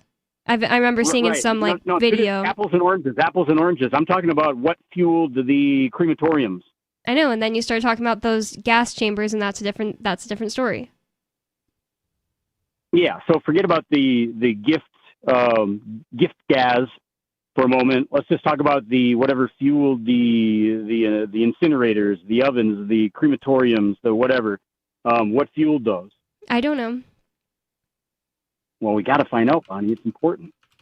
And I'm busy washing my hair, dude. Well, maybe you should not be busy washing your hair and actually look stuff up. But I got a hot date. With who? Sarah? Huh? Oh, I don't kiss and tell. No, not with Sarah, dude. That means Sarah. Not that Sarah. Maybe some other Sarahs, but not that one. I don't know why it is, but it's not easily popping up, and that's a little bit creepy. I just googled. Clue. Did the Jews in Holocaust get cremated? And the first thing is the extermination procedure in the gas chambers, and I already clicked on that to see if it had the answer. It doesn't. It's like the first thing that pops up. The internet is deflecting your inquiry, Bonnie. Clue.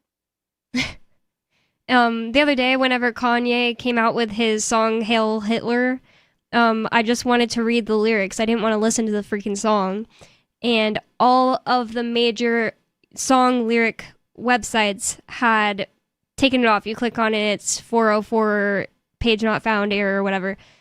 There you go. In Clue. like a few hours. That is interesting. And it's just like, Clue. Is anybody actually harmed by reading the lyrics of his song? Come on. And then that actually forced me to, add a play to the song, and it doesn't sound very good, and it's also like just kind of ridiculous, like silly.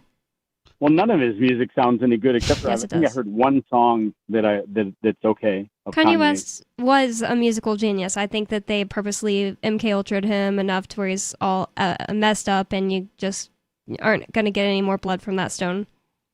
They made him insane. Mm-hmm.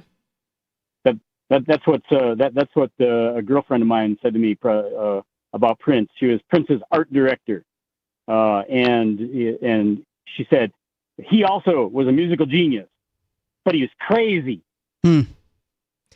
So I found this other one that's from the Buchenwald Memorial, and it says to make the increasing numbers.